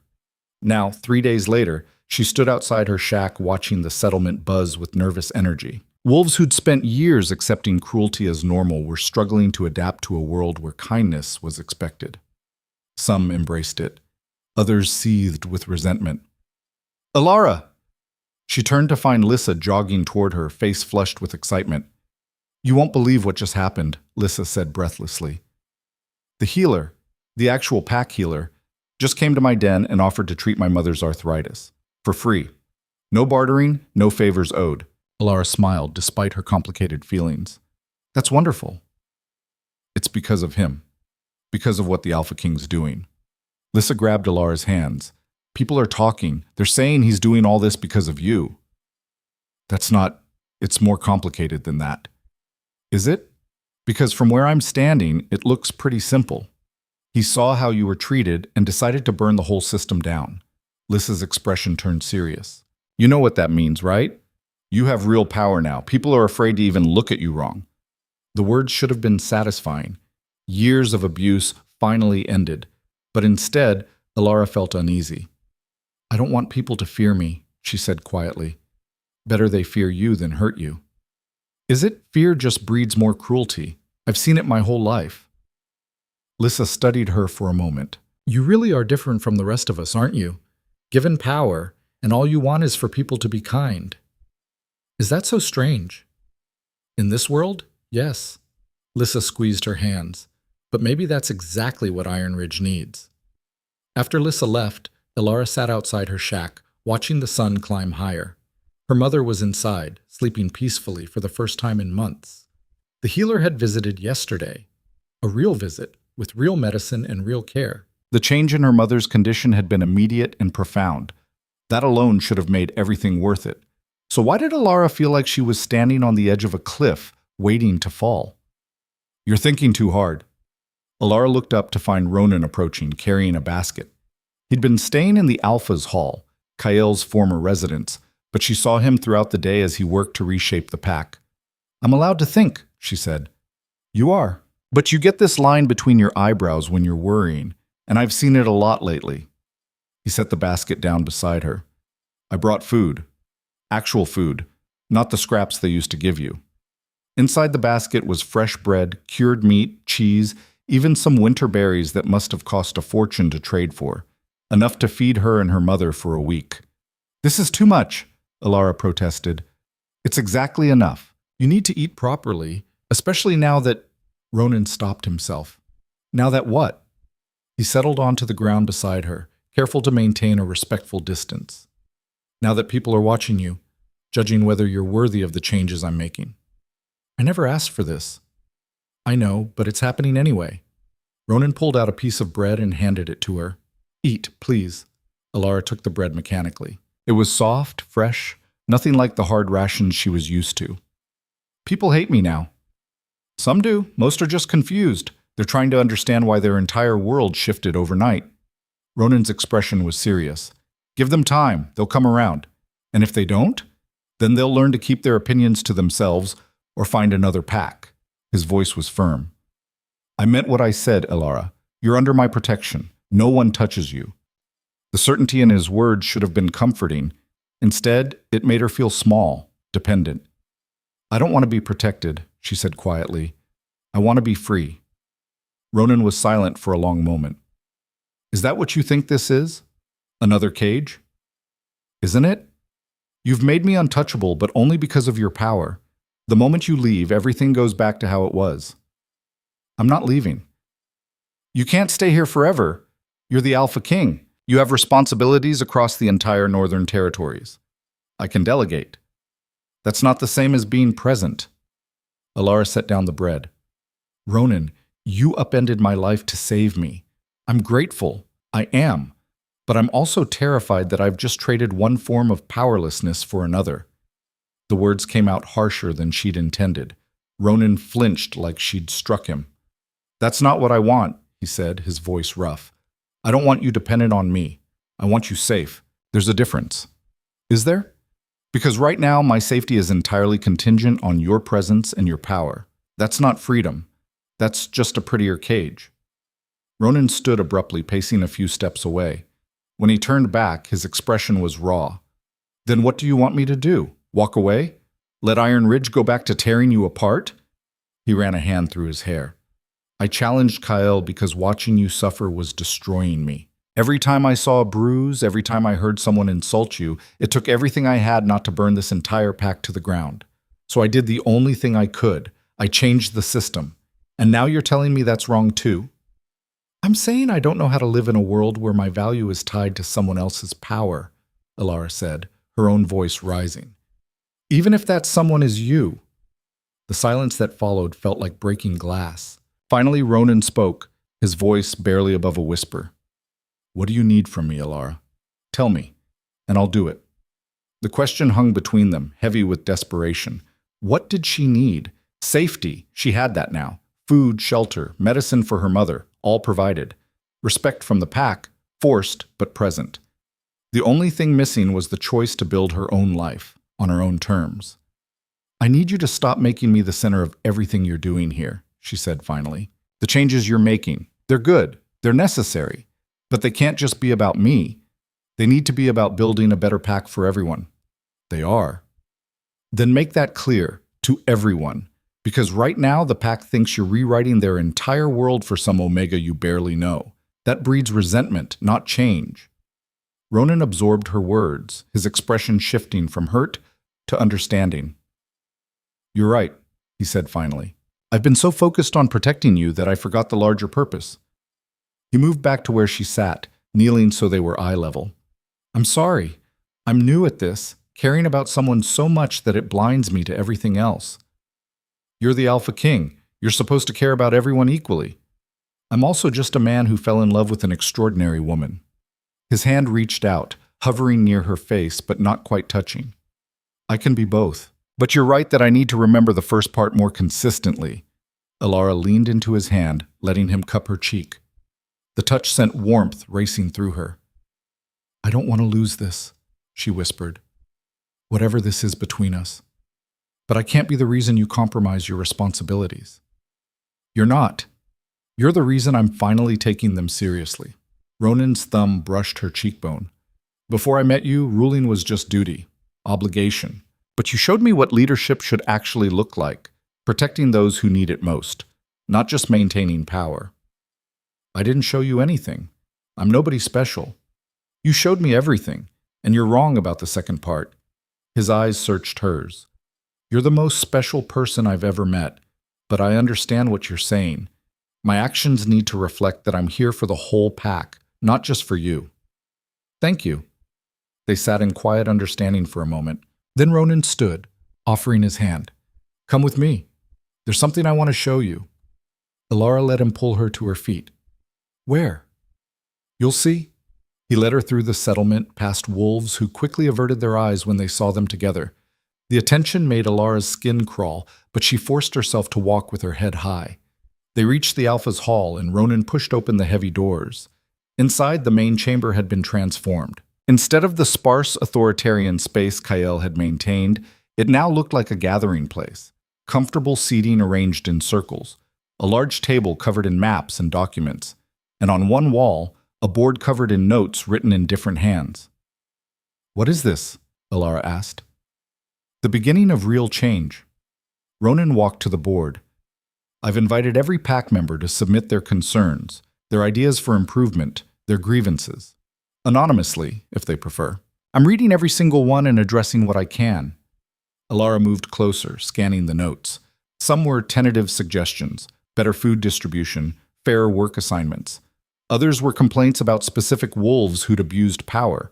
And a few were questions about the new system, seeking clarification. This is brilliant, she said. It was Lissa's idea, actually. She came to me yesterday and said that if I really wanted to change the pack culture, I needed to let people participate in the process. Ronan gestured to the maps on the table. And these are resource distribution plans. I'm working with the betas, the ones who aren't Marcus, to restructure how we allocate food, medicine, and work assignments, making sure everyone gets what they need, not just what their rank dictates. Elara felt something tight in her chest begin to loosen. This wasn't just about her. This was about building something better for everyone. How long have you been working on this? She asked. Since the day after the challenge. I realized pretty quickly that defeating Kyle wasn't enough. I needed to dismantle the entire system he'd built and replace it with something sustainable. Ronan's expression was earnest. Something that would last even after I eventually have to leave. The casual mention of leaving sent a spike of pain through Elara's chest, but she pushed it aside. Can I help? She asked instead. Ronan's face lit up. I was hoping you'd ask. I need someone who understands what it's like at the bottom of the hierarchy, someone who can identify the gaps I'm missing. I'm not a leader. You don't have to be. You just have to be honest about what's needed. He pulled out a chair for her. Will you? Elara sat slowly, looking at the maps and notes spread before her. For years she'd been invisible, voiceless, powerless. And now the Alpha King was asking for her input on restructuring an entire pack. Yes, she said. I'll help. The smile Ronan gave her could have lit the darkness. So, over the next week, Elara threw herself into the work. She and Ronan spent hours in the hall, going through every note on the board, addressing each concern methodically. Some were easy, redistributing resources, creating schedules that didn't overwork anyone. Others required more nuance. This one's from an Omega, Elara said, reading a note aloud. She says she wants to train as a scout, but she's been told Omegas aren't allowed in combat positions. Ronan frowned. Who made that rule? It's always been that way. Omegas are considered too valuable for dangerous work. Too valuable or too weak? Elara met his eyes. Both, depending on who you ask. Well, the rule's outdated. If someone wants to train for a position and has the ability, their designation shouldn't matter. Ronan made a note. I'll announce that combat and scout training are open to anyone who qualifies. No exceptions based on rank. Changes like that rippled through the pack daily. Some wolves embraced them immediately. Others grumbled but complied. And a small group, led by Beta Marcus, grew increasingly hostile. Elara felt their resentment every time she walked through the settlement. The whispers followed her, sharp as knives. Acting like she's better than us now. Sleeping her way to the top, more like. The Alpha King will get bored and leave. Then where will she be? She tried to ignore them, focusing instead on the work. But the constant scrutiny wore at her. One afternoon, as she left the Alpha's hall, she found her path blocked by Marcus and two other former Betas. Well, well, Marcus said, his voice dripping with false pleasantness. If it isn't the Alpha King's pet.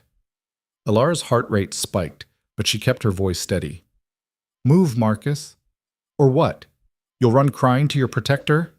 He stepped closer. You know what's funny? You spent years getting kicked around, and you never stood up for yourself once. But the second some powerful male shows interest, suddenly you think you matter. I said move. Make me Omega. Marcus's smile was cruel. Oh wait, you can't. Because without the Alpha King, you're exactly what you've always been. Nothing. The words hit like physical blows, finding every insecurity Elara had been fighting. That's enough. Lissa appeared from between buildings, flanked by three other wolves, two Betas and another Omega. They arranged themselves around Elara protectively. She has friends now, Marcus, Lissa said coldly. People who remember how you treated everyone when you had power. So unless you want us to remind the Alpha King about your behavior, I'd suggest you move. Marcus's jaw clenched, but he stepped aside. This isn't over. Actually, it is, the other Omega, a young woman named Sarah, said. Your reign of terror ended the day Alpha KL lost. Get used to it. Marcus and his companions retreated, but not before shooting Elara a look of pure hatred. You okay? Lissa asked once they were gone. Elara was shaking, but nodded. Thank you. Don't thank me. Thank yourself.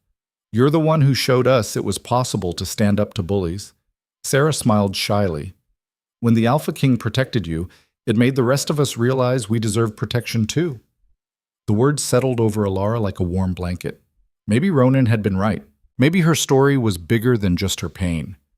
Come on, Lissa said, linking arms with Elara. Let's get you home before Marcus grows a spine. As they walked, Elara realized something fundamental had shifted. For the first time, she wasn't alone in her suffering. She had allies, friends, people who stood with her not because they feared Ronan's power, but because they chose to. That was worth more than any protection an Alpha could provide. That evening, Elara told Ronan about the confrontation. Marcus threatened you? His voice went dangerously quiet. Not directly. He said some things. What things? Elara repeated the conversation as accurately as she could remember. With each word, Ronan's expression grew darker. That's it. He's done. I'm exiling him tonight. No, Ronan blinked. What? Don't exile him. Not for this. Elara stood from where she'd been sitting at the work table. If you exile everyone who insults me, you'll just prove Marcus right, that I'm using your power to settle scores. He threatened you. With words. Just words. Elara moved closer. I survived 5 years of worse than this. I can handle Marcus's wounded pride. You shouldn't have to. Maybe not, but that's the reality. Some wolves will resent the changes no matter what you do. She placed a hand on his chest, feeling his heartbeat racing beneath her palm. What matters is building a system strong enough to withstand that resentment, not eliminating everyone who disagrees. Ronan covered her hand with his. When did you become so wise? I've always been this wise. You just weren't listening before. He laughed, the sound surprised and genuine. Fair point. Then his expression sobered. But Elara, I can't just let him harass you. You can't eliminate every threat, but you can teach the pack a better way. She looked up at him. Use this. Make it a teaching moment. Show everyone that insults won't be tolerated, but the punishment will be meaningful work, not exile. Make Marcus contribute to the community he's been poisoning. Ronan studied her face for a long moment. You're asking me to show mercy to someone who hurt you. I'm asking you to show leadership. There's a difference. You're remarkable, he said softly. You know that? Heat flooded Elara's cheeks. I'm practical. You're compassionate even to people who don't deserve it. That's not practical. That's extraordinary. His free hand came up to cup her face. I wish you could see yourself the way I see you. How do you see me? Brave, kind, stronger than any warrior I've ever met. His thumb traced her cheekbone. Beautiful in ways that have nothing to do with appearance.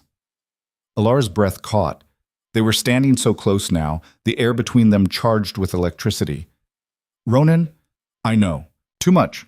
Too fast. But he didn't step back. Tell me to stop, and I will. Stop what? This. He leaned down slowly, giving her every opportunity to pull away. Stop falling more in love with you every day. Stop wanting to kiss you every time you show me what real courage looks like. Stop imagining a future where you're beside me, changing the world one pack at a time. Elara's heart thundered. And if I don't tell you to stop, then I'm going to kiss you, and I'm going to hope you kiss me back.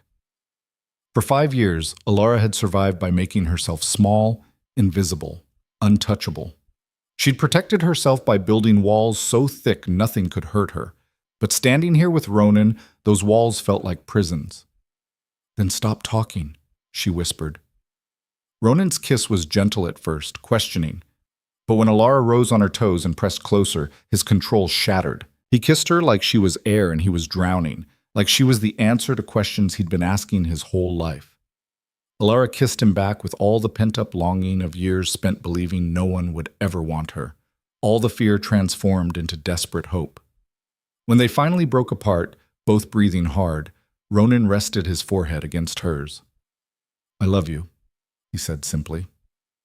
I know it's fast and complicated and probably terrifying, but I love you, Elara Vance, and I need you to know that. Elara's eyes burned with tears. I don't know if I'm ready to say it back. I know, and that's okay. He kissed her forehead gently. I can wait. I'm patient, remember? You keep saying that. Because it's true. You're worth waiting for. He pulled back slightly, his expression serious. But I meant what I said. I love you. And nothing, not fear, not doubt, not the entire Northern Territories, is going to change that. The certainty in his voice should have been overwhelming. Instead, it felt like coming home. Stay with me tonight, Elara said impulsively. I don't mean just stay. Help me check on my mother, have dinner with us. Let me show you my world the way you've shown me yours. Ronan's smile could have outshone the sun. I'd be honored. They walked to Elara's shack hand in hand, and for the first time in 5 years, she wasn't afraid of what the pack would say. Let them talk. She had finally found something worth fighting for. The next morning, Ronan made a public announcement. Beta Marcus has been found guilty of harassment and abuse of power, he declared to the assembled pack. His punishment is as follows. He will spend the next 3 months working in service of the community he harmed. He'll help rebuild homes, distribute food, and assist the healers. He'll do this work under supervision, and any sign of defiance will result in immediate exile. Marcus stood beside the platform, jaw clenched but silent. This is mercy, Ronan continued, his voice carrying across the clearing. More than he showed any of you, but it's also an opportunity for him to learn what it means to serve rather than dominate, to contribute rather than take. He paused, letting the words sink in. I'm not here to punish everyone who disagrees with the changes. I'm here to build a better pack. But that requires participation from all of you. It requires choosing kindness over cruelty, service over selfishness. His eyes swept the crowd. Anyone can make that choice, even Marcus. The question is, will you? The assembly dispersed in thoughtful silence. Elara watched from the edge of the crowd as Ronan descended from the platform, immediately surrounded by wolves seeking his attention. He handled each one with patience and authority, addressing concerns and answering questions. This was the Alpha King in his element, powerful, commanding, born to lead, and somehow, impossibly, he loved her. He's good at this. Elara turned to find her mother beside her, leaning on a carved walking stick that Ronan had brought the day before. "Mama, you shouldn't be up. I'm fine. The medicine is working." Her mother watched Ronan with an expression Elara couldn't quite read. "He loves you very much." "He says he does. I can see it in how he looks at you. How he rearranged an entire pack just to keep you safe." Her mother's hand found Elara's. "Do you love him back?" Elara thought about the question seriously. Did she love Ronan? Or was she just grateful for the protection, seduced by the attention? But then she remembered his gentle hands, his patient listening, the way he'd held back his power until she gave him permission to use it, the way he kissed her like she was precious. "Yes," she admitted. "I think I do." "Then you should tell him. Life's too short to waste on fear." "But what if it doesn't work? What if he leaves and everything falls apart?" "Then you'll survive, like you always have." Her mother squeezed her hand. "But sweetheart, you can't live your whole life preparing for disaster. Sometimes you have to take the risk and hope for better." Elara watched Ronan laugh at something one of the younger wolves said, his whole face transforming with genuine joy. Maybe her mother was right. Maybe it was time to stop protecting herself and start believing in the possibility of happiness. "I'll tell him," she said quietly. Her mother smiled. "Good. Now help me back inside before I tire myself out and he blames you for letting me overexert." As Elara guided her mother home, she felt something shift in her chest. The fear was still there, would probably always be there. But beneath it, growing stronger every day, was hope. And for the first time in her life, hope felt like enough. That night, the pack held its first community gathering under the new system. Instead of mandatory assemblies where Kael delivered orders, this was voluntary. Wolves coming together to share food, stories, and concerns in an atmosphere of relative safety.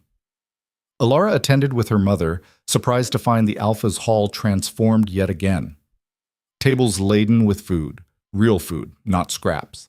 Seating arranged to encourage conversation rather than hierarchy. And at the center, Ronan moving through the crowd like he belonged to everyone equally. When he saw Elara, his face lit up. He excused himself from a conversation and crossed to her immediately. "You came," he said. "You invited the whole pack. Was I supposed to skip it?" "I was hoping you wouldn't." He offered his arm.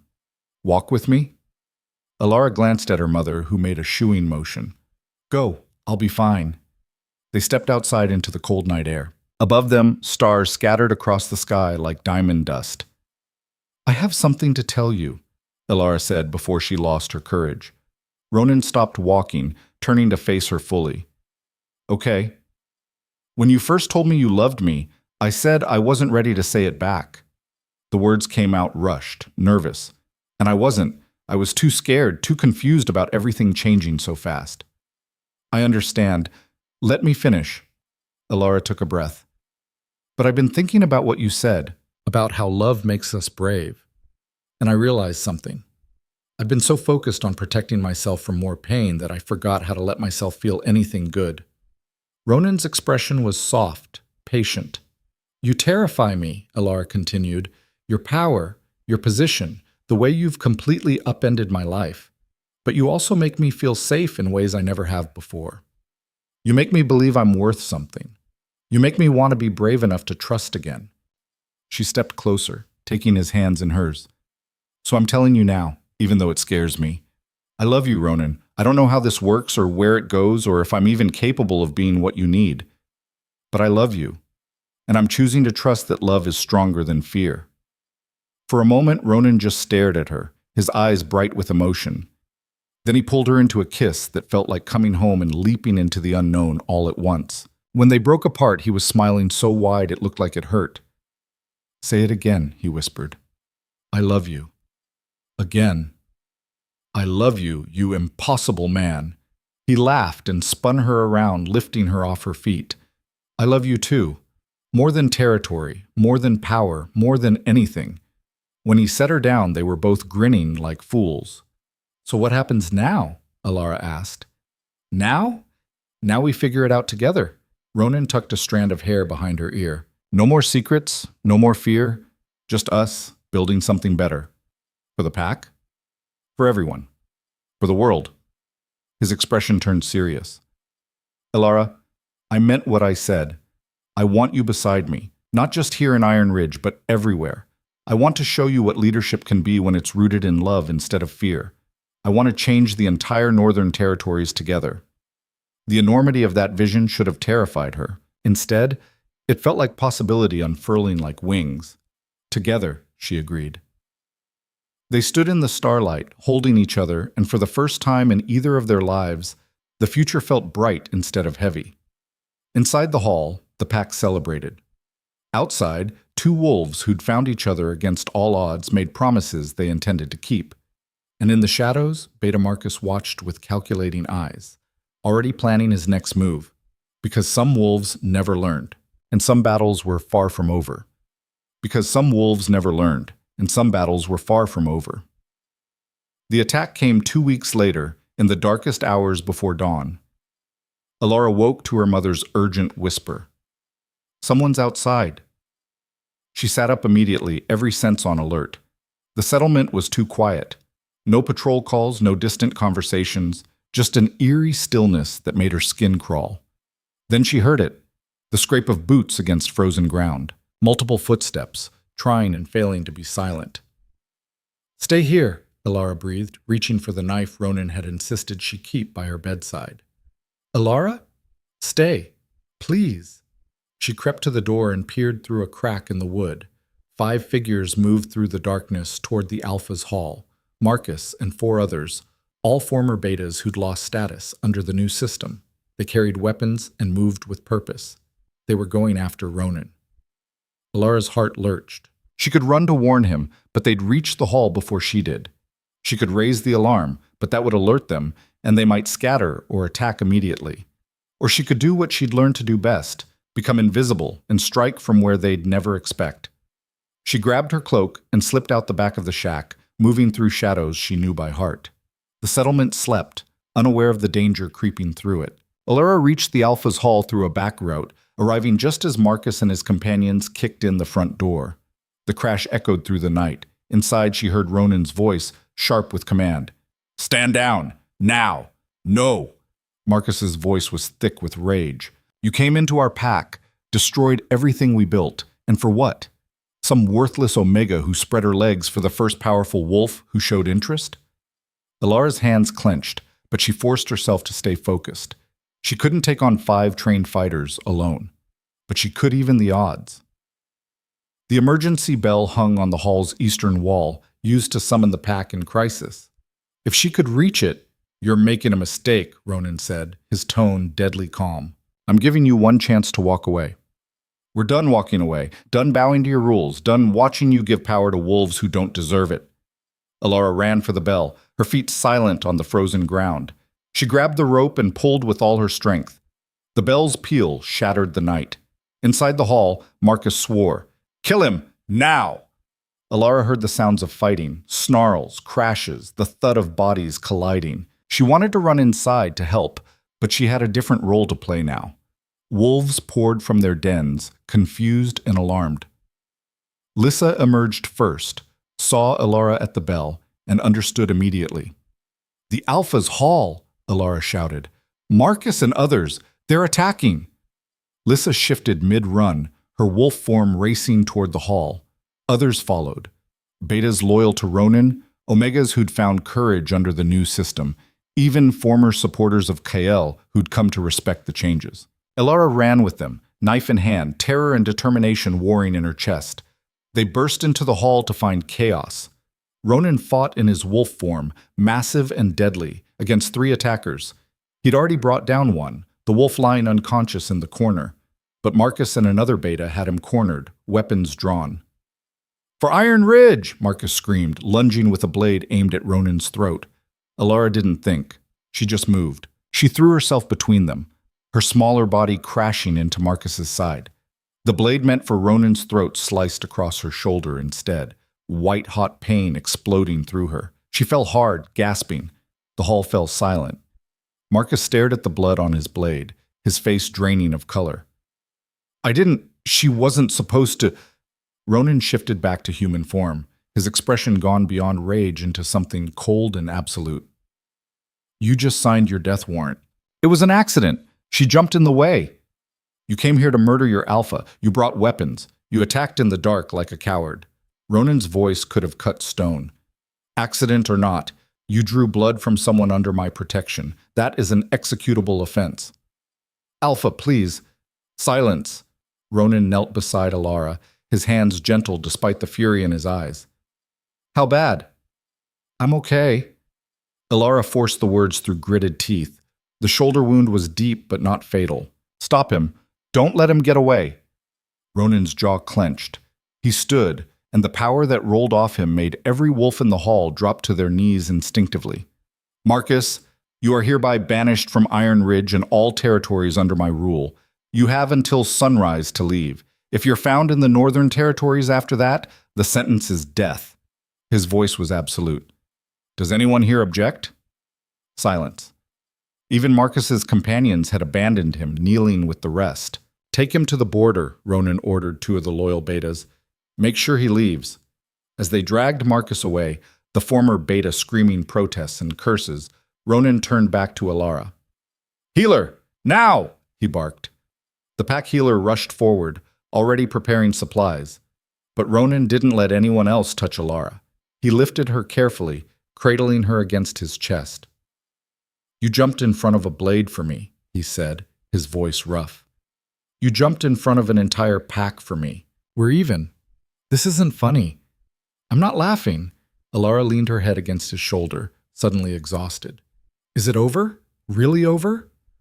With Marcus? Yes, he won't trouble us again. Ronan's arms tightened around her. But there will always be others who resist change. That's the price of building something better. Then we keep building anyway. He carried her to the healer's station where her wound was cleaned and stitched. The healer declared it serious but not life-threatening, prescribed rest and medicine, and ordered Ronan to stop hovering so she could work.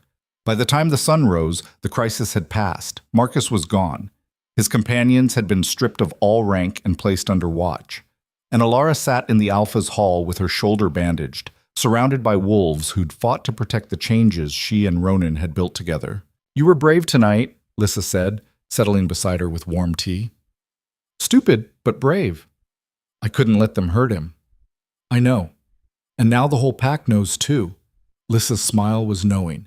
You just proved you're willing to die for the Alpha King. That's going to change how people see you. I don't want to be seen differently. I just want peace, safety, a life where you don't have to be brave all the time. Lissa squeezed her hand. That's what we're all fighting for now, thanks to you. After Lissa left, Ronan returned. He looked exhausted, hair disheveled, still wearing blood-stained clothes. But when he saw Elara, his entire face softened. Hi, she said. Hi yourself. He crossed to her, dropping to his knees so they were eye level. How's the shoulder?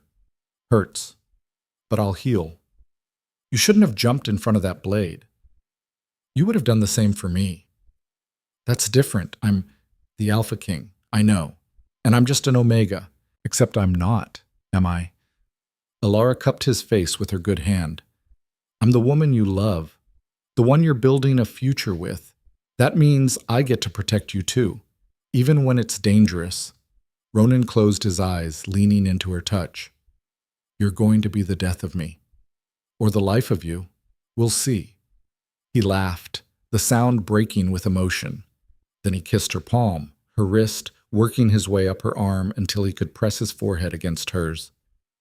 I love you, he whispered. So much it terrifies me.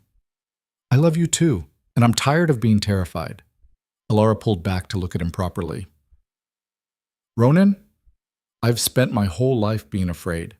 Afraid of pain, of rejection, of hoping for anything better. But loving you has taught me something. What's that? That fear is just another cage, and I'm done living in cages. Ronan's expression shifted, surprise giving way to understanding, then to something that looked like awe. What are you saying? I'm saying that when you eventually have to leave Iron Ridge to manage the other territories, I want to go with you. Not as someone you're protecting, but as your equal, your partner. Elara's heart raced, but her voice stayed steady. I want to help you rebuild the entire northern system. I want to show other packs what's possible when you lead with love instead of fear. Elara, I know it won't be easy. I know there will be packs that resist, alphas who challenge us, wolves who think an Omega has no place in leadership. But I also know that if we can change Iron Ridge, we can change anything. Ronan stared at her like she'd hung the moon. You want to be my partner in everything? If you'll have me. If I'll... He laughed, the sound bright with disbelief. Elara Vance, I would be honored, humbled, completely undone by the privilege of having you beside me. Is that a yes? That's a yes, and a plea, and a prayer I never dared to voice. He kissed her gently, mindful of her injury. You're sure? This won't be like anything you've experienced. The politics alone will be brutal and complicated and probably infuriating. I know, Elara smiled. But I'm done playing it safe, done hiding, done believing I'm not strong enough to matter. You showed me I am. Now let me show the rest of the territories. Ronan pulled her close, careful of her shoulder, and buried his face in her hair. When did you become so fearless? I'm not fearless. I'm just finally more afraid of wasting my life than I am of living it. They held each other as dawn broke over Iron Ridge, painting the sky in shades of gold and rose. Outside, the pack began to stir, wolves waking to a world forever changed by one Omega's courage and one Alpha's love. 3 days later, Ronan called a gathering unlike any Iron Ridge had ever seen. The entire pack assembled in the central clearing, but this time the atmosphere was different. No fear, no forced compliance, just cautious hope and genuine curiosity. Ronan stood on the platform with Elara beside him, her wounded shoulder bound but healing. The sight of them together, the Alpha King and the Omega he loved, sent ripples of whispered conversation through the crowd. I have announcements, Ronan began, his voice carrying easily. First, the restructuring of Iron Ridge is complete. You now have a council system, representatives from all ranks, including Omegas, who will help govern the pack. Decisions will be made collectively, not dictated from above. Murmurs of approval. Elara had helped design that system, drawing from the notes and suggestions they'd gathered over the past weeks. Second, Alpha Kael has chosen to leave Iron Ridge voluntarily. He'll be joining a pack in the Southern Territories where he's agreed to serve as a beta and learn a different style of leadership. That drew gasps. Kael, proud, powerful Kael, accepting demotion? It seemed impossible, but Elara had been there when Ronan made the offer, had seen the broken Alpha accept it with something like relief, as if the weight of leadership had been crushing him for years. Third, Ronan continued, his hand finding Elara's, I'll be leaving Iron Ridge in 2 weeks to return to my duties across the Northern Territories. The crowd erupted in concerned whispers. Without the Alpha King's presence, would everything revert? Ronan raised a hand for silence. But I'm not leaving you leaderless. Your council will govern in my absence, with support from my network of advisors, and I'll return regularly to ensure the systems we've built remain strong. He paused, his grip on Elara's hand tightening. However, I won't be traveling alone. Elara Vance has agreed to join me as my partner in reforming the Northern Territories. Together, we'll visit every pack, addressing the same issues we've addressed here. Cruelty, abuse of power, the mistreatment of Omegas and lower-ranked wolves. The clearing fell silent. I know this is unprecedented, Ronan said. An Omega in a position of power, influencing pack governance across the territories. But Elara has proven herself more capable than most alphas I've met. She's brave, wise, and understands suffering in ways I never could. She's exactly what this broken system needs. He turned to face Elara fully, still speaking to the crowd but looking only at her. More than that, she's my equal, my chosen mate, and when the time comes, she'll stand beside me as Queen of the Northern Territories. The announcement hit like a thunderclap. Queen, an Omega, becoming queen. For a moment, Elara thought the pack would riot. that the old wolves would reject it, that chaos would descend. Then Lissa started clapping. Sarah joined her. Then the other Omegas who'd found courage in Elara's example.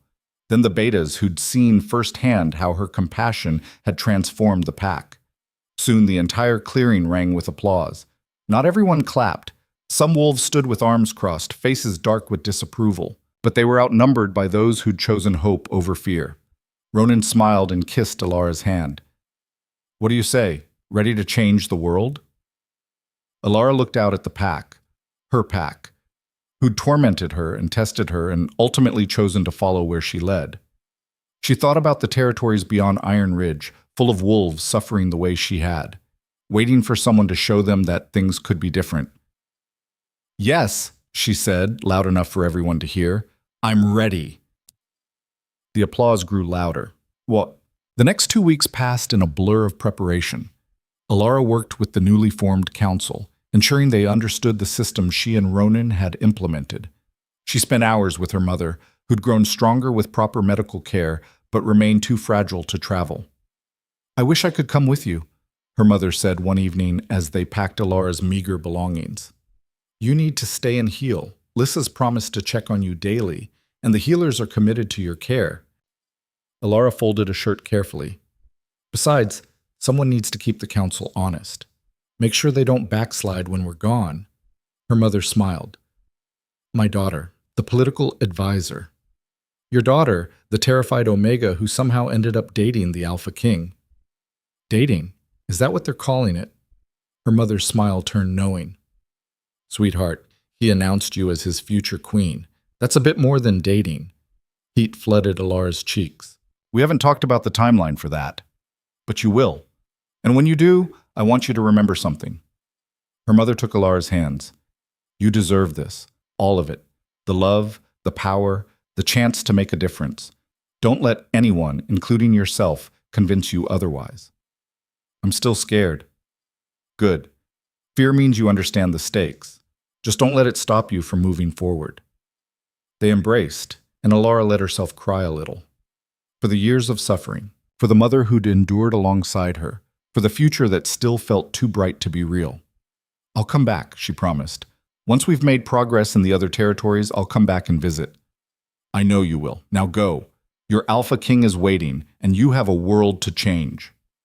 The morning of departure, Iron Ridge gathered to see them off. Ronan had arranged for supplies and an escort, 3 loyal Betas who'd volunteered to travel with them as protection. Elara stood at the settlement's edge, looking back at the place that had been both prison and home. So much had changed in such a short time, and yet the landscape remained the same, harsh, unforgiving, beautiful in its severity. "Ready?" Ronan asked, appearing beside her. "No, but I'm going anyway." He laughed and took her hand. "That's the spirit." They'd barely taken 3 steps when a voice called out, "Wait!" Elara turned to see a group of Omegas running toward them, Sarah and 5 others who'd been among the most downtrodden under Kael's rule. "We want to come with you," Sarah said breathlessly, "to help. We know what it's like to suffer under bad leadership. We can testify, help other Omegas understand they're not alone." Ronan looked at Elara, letting her decide. "Can you travel?" Elara asked.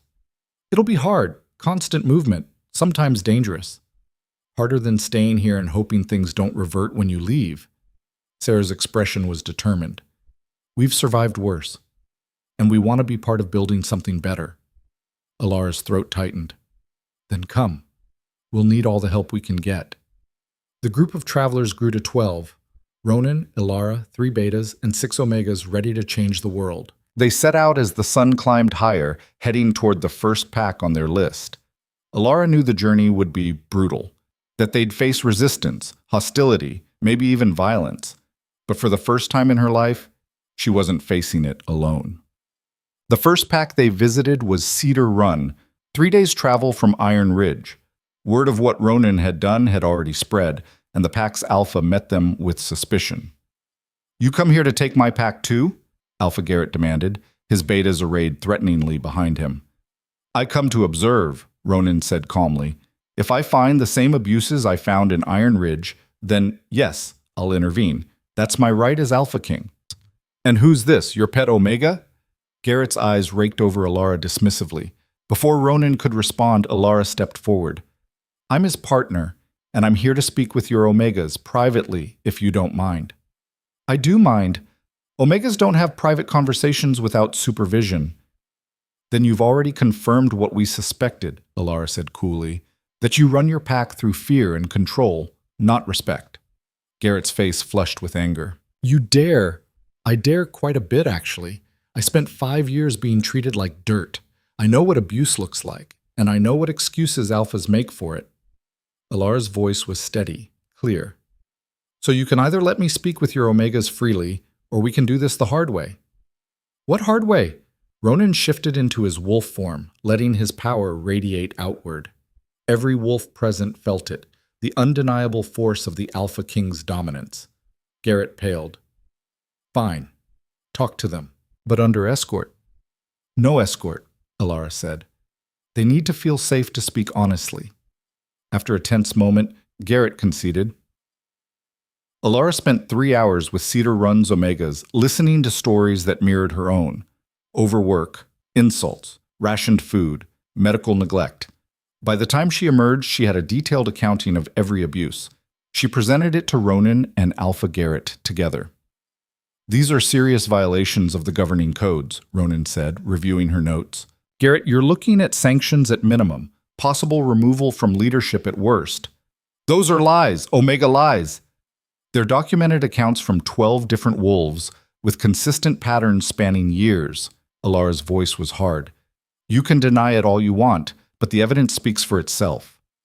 Over the next week, Ronan implemented the same changes in Cedar Run that he'd made in Iron Ridge. Garrett was given a choice: reform or step down. He chose reform, though his resentment was obvious. But as in Iron Ridge, the Omegas flourished under the new system, and they looked at Elara with something like worship, seeing in her what they could become.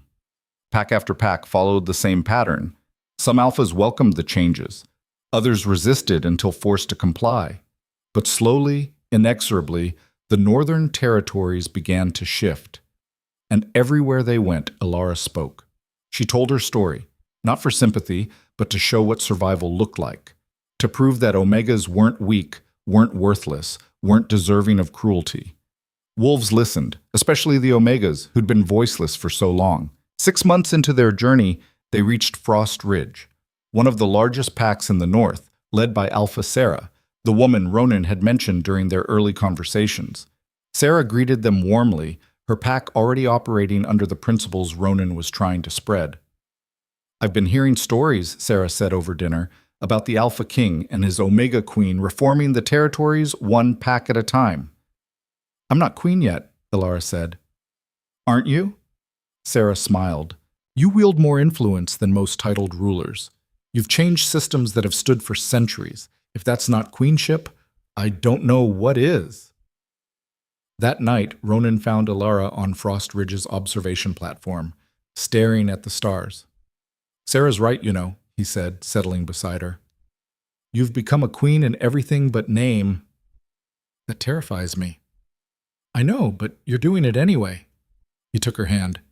Elara, we've visited 17 packs now, changed 17 systems, freed hundreds of Omegas from lives of suffering. Do you understand what that means? That we have dozens more to go? That we're winning? Ronan turned her to face him. When I started this, I hoped to make small changes, incremental improvements. But you've inspired a revolution. Omegas across the territories are standing up for themselves because they've seen what you've done. Elara thought about the letters that had started arriving, Omegas from packs they hadn't yet visited, begging them to come, telling their stories, asking for help. It's bigger than us now, she said quietly. It always was. We just gave it a face, a name, hope. Ronan cupped her cheek. And I think it's time we made it official. Official how? He pulled a small box from his pocket. Inside was a ring, simple silver, etched with symbols that matched the sovereign mark. Elara Vance, will you marry me? Will you become my queen? Not just in practice, but in name. Will you stand beside me as we reshape the northern territories into something worthy of the wolves who live here? Elara's vision blurred with tears. 6 months ago, she'd been nobody, worthless, rejected. Now the Alpha King knelt before her, offering her a crown. Yes, she whispered. Yes to all of it. Ronan slipped the ring onto her finger and kissed her like she was air itself. And in that moment, Elara understood something fundamental. She hadn't been saved by Ronan. She'd saved herself. By choosing to trust, to hope, to believe she deserved better. Ronan had simply been the catalyst, the mirror that showed her the strength she'd always possessed. And now, together, they would save others. The wedding took place 3 months later, in neutral territory at the center of the Northern Lands. Representatives from every pack attended, alphas, betas, and omegas alike. It was unprecedented, historic. The Alpha King marrying an omega, elevating her to queen. Elara wore white, not for purity, but for new beginnings. Her mother stood beside her, tears streaming down her face. Lissa served as her honor attendant. Sarah and the other omegas who'd traveled with them formed a protective circle. And Ronan waited at the altar, looking at Elara like she'd hung every star in the sky. The ceremony was simple, binding them under the old laws and the new ones they were creating. When it came time for vows, Elara spoke from her heart. I was broken when we met, convinced I was worthless, that survival was the best I could hope for. You showed me I was wrong, not by saving me, but by seeing me, really seeing me when no one else would. She took Ronan's hands.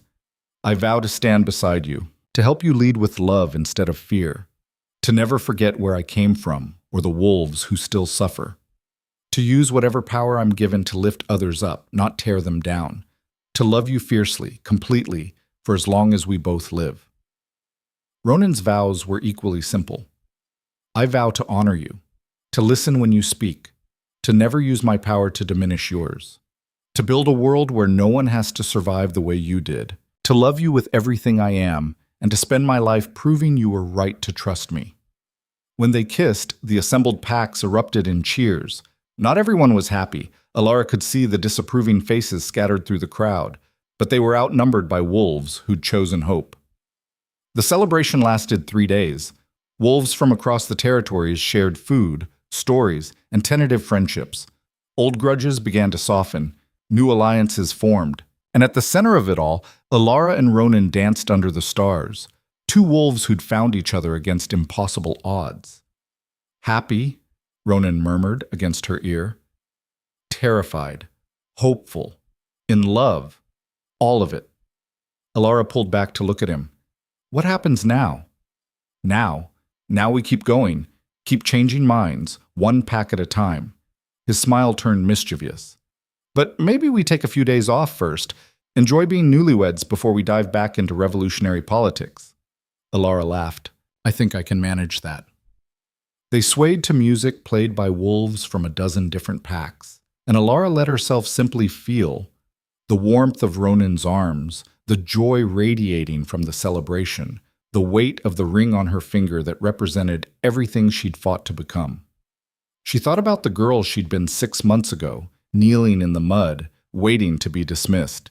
That girl would never have believed this moment was possible, but that girl had been stronger than she knew, and she'd grown into a woman who could stand before the Northern Territories as their queen. 1 year later, Elara stood before the Grand Council, an assembly of every alpha in the Northern Territories, convened to vote on the reforms she and Ronan had spent the past year implementing. The chamber was tense. Some alphas had embraced the changes wholeheartedly. Others clung to the old ways, resentful of oversight and accountability. The question before you is simple, Ronan said, addressing the assembly. Do we formalize these reforms into law? Make them permanent protections that no alpha can violate without consequences? And if we refuse, Alpha Garrett asked, still bitter about Cedar Run's transformation, then you mark yourselves as wolves who value power over justice, and I'll use my authority as Alpha King to enforce the reforms regardless. Ronan's voice was hard. But I'd prefer we do this together, that every pack chooses these changes willingly. Elara stepped forward. I know change is hard. I know some of you see these reforms as attacks on your authority, but I'm asking you to look beyond your own power and consider the wolves you're meant to protect. She gestured to the Omegas who'd come to observe, dozens of them, from every corner of the territories. These wolves have suffered under systems designed to keep them powerless. They've endured abuse, neglect, and cruelty, all because tradition said they were lesser. But they're not lesser. They're the heart of every pack. The ones who hold communities together, who care for the young and sick, who survive despite everything you put them through. Her voice grew stronger. I'm asking you to see them, really see them, the way someone once saw me and changed everything. Give them the protection they deserve, the respect they've earned, the voice they've been denied. Silence filled the chamber. Then Alpha Sarah stood. Frost Ridge votes to formalize the reforms. Another Alpha stood. Silver Creek votes yes. One by one, Alphas rose. Not all of them. Some remained seated, stubborn in their resistance. But the majority stood, choosing progress over tradition. When the vote was counted, the reforms passed by a margin of 73 to 22. Elara felt tears prick her eyes. It wasn't perfect. 22 packs still clung to the old ways. But 73 had chosen better. That was revolution enough. That evening, Elara and Ronan stood on the balcony of the council building, watching the sun set over the gathered packs. We did it, Elara said quietly. We actually changed the system.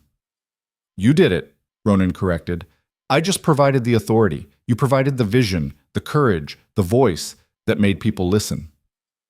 We did it together. Together, Ronan agreed, pulling her close. And we'll keep doing it, because those 22 packs that voted against, they'll come around eventually, or we'll replace their alphas with wolves who understand what leadership actually means. Elara leaned against him, feeling the steady beat of his heart. Do you ever wonder what would have happened if we'd never met? If you'd observed Iron Ridge and moved on? Every day. And every day I'm grateful I was stubborn enough to keep coming back to that stream. He kissed the top of her head. You changed my life, Elara. Reminded me why power matters, not for its own sake, but for what it can build when wielded with love. You changed mine too, showed me I was worth more than survival. They stood in comfortable silence, watching darkness claim the sky. Around them, wolves from across the territories mingled and talked, building the connections that would sustain the changes they'd fought for. Tomorrow, they'd return to their work, visiting holdout packs, supporting councils, ensuring the systems they'd built remained strong. But tonight, they simply held each other and celebrated what they'd accomplished. The rejected Omega and the Alpha King. The impossible partnership that had reshaped the Northern Territories. Love conquering fear, one pack at a time. 5 years later, Elara stood before a new generation of young wolves gathered for the annual Leadership Summit. The assembly had grown, now including not just alphas, but betas and omegas selected by their packs to represent all voices. When I was your age, she told them, I believed my worth was determined by my rank. I thought being omega meant being powerless, voiceless, less than. The system taught me that, reinforced it every day. She walked among them, meeting eyes. But I learned something important. Power isn't about rank or strength or dominance. Real power is choosing kindness when cruelty is easier. Standing up when staying silent is safer. Believing in change when everyone says it's impossible. She stopped beside a young Omega who'd traveled from the far northern territories to attend. You all have that power. Regardless of your designation, your pack, your history, you can choose to build something better, to lead with love instead of fear, to see the worth in every wolf, not just the strong ones. Later, as she and Ronan prepared to leave, the young Omega approached her. Queen Elara, I wanted to thank you. My pack, they used to treat Omegas the way yours treated you, but after your reforms, everything changed. I'm training to be a healer now. They said I could be anything I wanted. Elara's throat tightened. Then be brilliant at it. And when you're done, teach others. Keep building on what we've started. I will. I promise. As they walked away, Ronan took Elara's hand. Tired of being inspiring? Exhausted, but also... She looked back at the young Omega, already talking animatedly with her friends about the future. Also hopeful that maybe we really have changed things, that maybe the world our children grow up in will be better than the one we inherited. Children? Ronan's eyebrows rose. Is there something you're not telling me? Elara smiled. Not yet. But someday, When we've finished reshaping the territories, when we can give them a world worth inheriting, then we'd better keep working. But Ronan's expression was soft, imagining a future Elara had once thought impossible. They returned home to the capital they'd established, neutral ground where the Grand Council met, where wolves from all packs could come seeking justice or aid. It wasn't perfect. Progress was slow, resistance persistent, but it was better. Measurably, undeniably better than what had come before. And every day, Elara woke beside the wolf she loved and went to work building something that mattered. She thought sometimes about the girl she'd been, kneeling in the mud, believing she was nothing. That girl would be proud of who she'd become. The rejected Omega who became a queen, who proved that love was stronger than fear, that courage could reshape systems, that one voice raised in defiance could start a revolution. Elara Vance had survived, and in surviving, she'd changed the world. On quiet nights, when the work was done and the territories settled into uneasy peace, Elara and Ronan would walk to the highest point of the capital and look out over the lands they'd transformed together. "Do you ever regret it?" Ronan asked once. "Leaving the simple life, taking on all this responsibility?" Elara thought about the question seriously, about the endless work, the political battles, the wolves who still resented her elevation, about the weight of the crown she now wore, both literal and metaphorical. Then she thought about the letters she received weekly from Omegas across the territories, telling her how their lives had changed, thanking her for giving them hope, asking her advice on how to lead. She thought about her mother, healthy and happy in Iron Ridge, surrounded by the pack that had once rejected them both, but now treated them with respect. She thought about Ronan beside her, partner in everything, love of her life. "No," she said finally, "I don't regret any of it. The hard parts, the scary parts, the moments when I thought I couldn't do it, all of it was worth it to get here." Here, being a remote hilltop in the middle of nowhere? She laughed and pushed him playfully. Here, being beside you, building something that matters, proving that rejected Omegas can become queens and that queens can actually change the world. Ronan pulled her close, and they stood together watching stars emerge in the darkening sky. "I love you," he said simply. "I love you too." And in that moment, Elara understood the truth she'd been searching for all along. She hadn't needed saving. She'd needed someone to believe in her long enough that she could believe in herself. The rest, the crown, the power, the revolution, had simply followed. Because that's what happened when love conquered fear. When quiet resilience finally mattered. When an Omega refused to stay invisible. The world changed. And Elara Vance, the rejected, the forgotten, the one who'd survived against all odds, led the way.